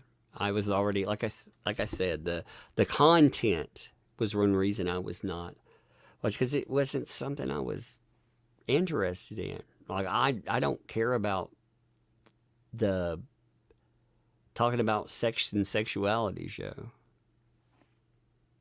Maybe other people do. Maybe they like to talk about, smashing it and whatever else comes up there, I talked to Camelot the other night. I went on his show, and what Camelot has to say publicly, it tells you, again, people that are close. He's telling you there's a problem, and he's saying, he's not saying everything. I'm not saying he's saying stuff privately. That's not what I mean. I'm saying he's keeping some things to himself. But if you listen to what he's saying there, people did know there was a problem. And it sounds like some people tried to intervene. They did, the people that are real close. Like I said, the internet's a weird place anyway. When I call you my friend here, that is a lot of connotation, But I didn't realize it was this bad. Man, Camelot, listening to him, I went on there. I like Camelot anyway. I've been trying to go on more shows lately, just to be around. By the way, if you notice, I'm live streaming, just talking for a hot minute. My kids are visiting grandma, so I'm chilling for a minute. That's why I'm still chilling. They're away for a hot minute, and I can think of, I'm trying to get some of these thoughts. I also, one of the things with streaming is it's cathartic. I can get some of this out, and you guys are telling me what your thoughts are and stuff.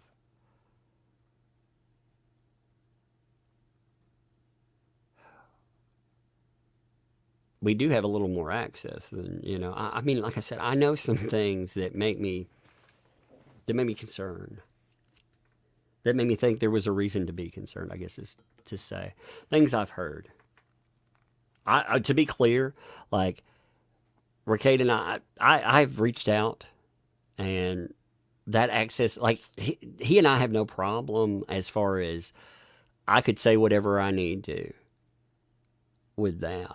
Like, but we are not like pen pals or anything. In fact, it took me a hot minute to text him, not DM him. I usually DM people. I don't. If I have your number, I find that to be there are only a couple of people I don't find that to be crossing a line with, But with this situation, I thought about it, and I did reach out to him, and I know a lot of people have, and I've heard positive things recently from others. Not getting specific, again, I'm not discussing private conversations or anything. I'm just trying to be positive in this part. I think Rekieta's in a bad place mentally. If nothing else, even if he doesn't admit it physically or with drugs, I think he's been in a bad place mentally. I get that, man. I do. Like, it's hard to. It's the only thing. Like I said, I love being able to do this and stuff. But man, you can't. It's hard to do when you're having troubles too. And if you're starting to spiral because shit's going on, and you're having that other stuff. That other stuff is not coping mechanism necessarily. Again, we heard about the other alleged activities. And if even an inkling of that's true. But I mean, there's a lot going on too. He's talked before about like interpersonal issues that all of us have them. On top of that, there's that lawsuit, which he hasn't done himself any favors with. I'm sure that thing is a money hole. That's got to suck. Like I said, he hasn't done himself any favors with that thing either. But I remember when it first started up, it was just a laugher. It ain't a laugher anymore. That's not my thoughts on the lawsuit, When it first came up, it was about like online statements. And then, you got into the wording of, can you call somebody a PDF file? To be fair, too, I do not think that a monograph is a PDF file. I've had my own. I would say we had a slap fight, online for a hot minute, and he made some. He had some commentary. I had some commentary. We went on their way, But I would not sit here and call him again a PDF file 20 times in a stream, and think that would potentially, if I were getting sued especially, I would not do that. Honestly, I would have just been like, yo, Monty. I would have taken my piece of humble pie on that. I'd have been like, yo, you're not a PDF file. And thought about that. But that's been a stressor too. I think that becomes part of being stubborn too. But there's other things. There's stressors. That was my point. And are they Nick's fault? Sure. Many of them are very much his fault. Some of them aren't. I think he's been having issues. I think that exacerbates probably what we've seen about a decline. I would say that with streams, it becomes hard to stream there. He was under a contract. Like, I'd love to. People are like, man, I'd hate to be under a contract. Man, I'd love to have a contract. Mofo want to pay me like 6 figures to do streams? Hell to the yes. That's a problem I want. Hook me up. I want to do streams for freaking 6 figures. Hook me up. But I could see that if you're having problems, it'd be hard to be entertaining and, like this, when we first do it, this isn't a job. It's just something you do. I guess when it becomes a job, it's like anything else. I see. His Rumble is gone. Is the Rumble, what, is it gone for real? Is it really gone? Let me look. Rekita Law. Are you saying that like the Rumble, like his Rumble deal is gone? He's on Rumble. You don't mean that literally. Okay. I was like, I'm just making sure I understood what you were saying. I don't know. I don't know what happens with Rumble or anything else. I know there's no stream. Right now, no matter what, even if they stand with you or not, I think they would be. Me and Rumble have a problem, okay? And Rumble could fix this for me if they'd like. I put up a thing on Locals, which is attached to Rumble, and it got false copyright claimed, and they just took it down. They sent me a thing. I couldn't dispute it or anything, not even dispute process. So I contacted, they have a representative on there, and I contacted him. I was like, dude, you guys are a free speech platform or anything else? And again, if you have a problem with something, if you decide it's something else, you can take it down if you have a problem, but you don't even have an appeals process or anything like that. So what gives? That's worse than the YouTube setup. And they're like, yeah, we'll look into that. And they never did anything for me. So that just, I tried reaching out a couple more times and they did nothing. I complained about it publicly and they did nothing. Again, who am I? Nobody. But their whole thing is free speech, and better alternative to these other platforms. So if they are a better alternative, I'd like to at least have a way to dispute something. They don't have a dispute process. If something gets false flagged, they may not flag you, but they take it down. That's the point. I'm glad there's no disciplinary shit on that, but down the road, if we're going to say that something becomes the alternative for something else, I don't want a platform where I can drop N-bombs and whatever and that be the hoo-hoo, yeah, because, that whatever. If that's your thing, whatever, I don't care. But that's not what I want. I want a place where you could do that if you need to or want to. You could speak. You have free speech, no matter how stupid you might sound with your free speech. But on top of that, I want an ability to, when a mofo comes after my speech or my ability to do something, that they flag it in some way, they find it, that I get to appeal that. I get to talk, or at least there's a process. Because in a long enough timeline, I think they become the very thing that you were trying to run away from. It's just like how YouTube has become an extension of the mainstream. And does that have anything to do with what we're talking about? Not really, but whatever. Fire Goddess things with 13 months. It looks like Cody may have spoken to him.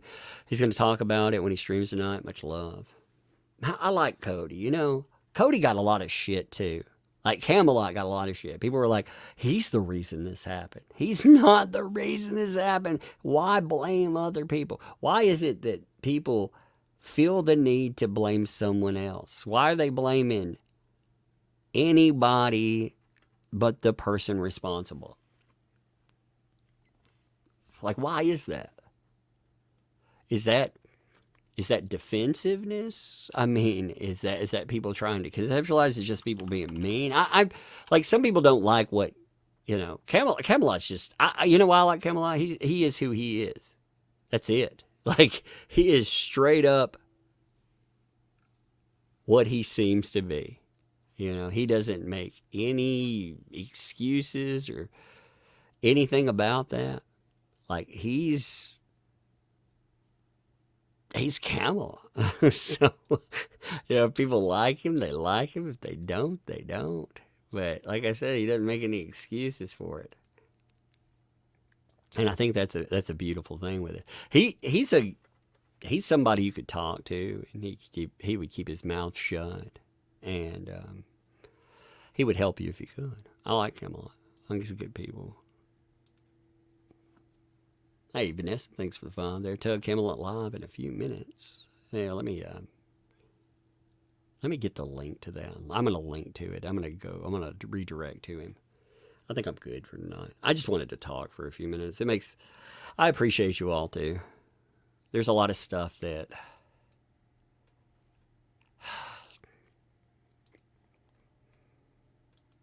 I wouldn't mind talking to Nick. If Nick were open to talking and answering a few questions, I know he can't answer everything. I get it, but I would talk to him and I'd tell you what he said if he was open to that. That'd be all right. You know, I know a lot of people would take that as cope or whatever, but I mean, I would. I would love to talk to Nick, hear his side of something, and have it in some digestible method where we could. I mean, it sucks to sit on your hands. Like I said, I know he's under laws. And regardless, I'd like to talk to him about getting into help. That's what I'd really like to do. It would allow me to do that. So, but I'd like to be able to sit down and talk to him about his, there it is. I'd like to sit down and talk to him about his needs. When's Cody going live?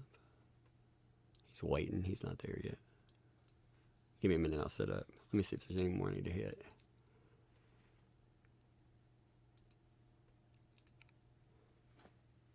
Cody's good people, yeah. I mean, I've liked him, you know. Nick should stay off the interwebs. Yes, that's the best. That's the best.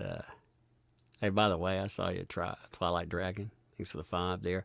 I was also told to check out Dragon's Treasure, like their video. You know, they offered me sponsorship, and that was nice of them. You know, they were a sponsor for Nick for a while, and they did a good video. I did check it out, and I never comment on it, but I understood what they were saying. You know, they had some good points. They were nice about offering a sponsorship. I didn't take it. I don't remember why. It didn't have anything to do with them or their product. I don't think I've never taken a sponsor before. So, but they did a video talking about all this stuff, and I thought it was pretty good if people haven't seen it. But anyway, I'm going to end here. I think I've said what I need to say. I appreciate you folks. There were some new updates in the other case that we deal with. I want to say that we'll cover that tomorrow. Every time I say that we're at the point we need to be with the Rekita stuff, more stuff comes up. I think things need to be discussed openly. I don't think that we need to. I haven't really wanted to get into debauchery and other shit that was talked about because I don't know any of that, and ultimately I don't care if he's having all that stuff. Again, that's a different conversation. But anyway, I'm gonna end here. Appreciate you folks.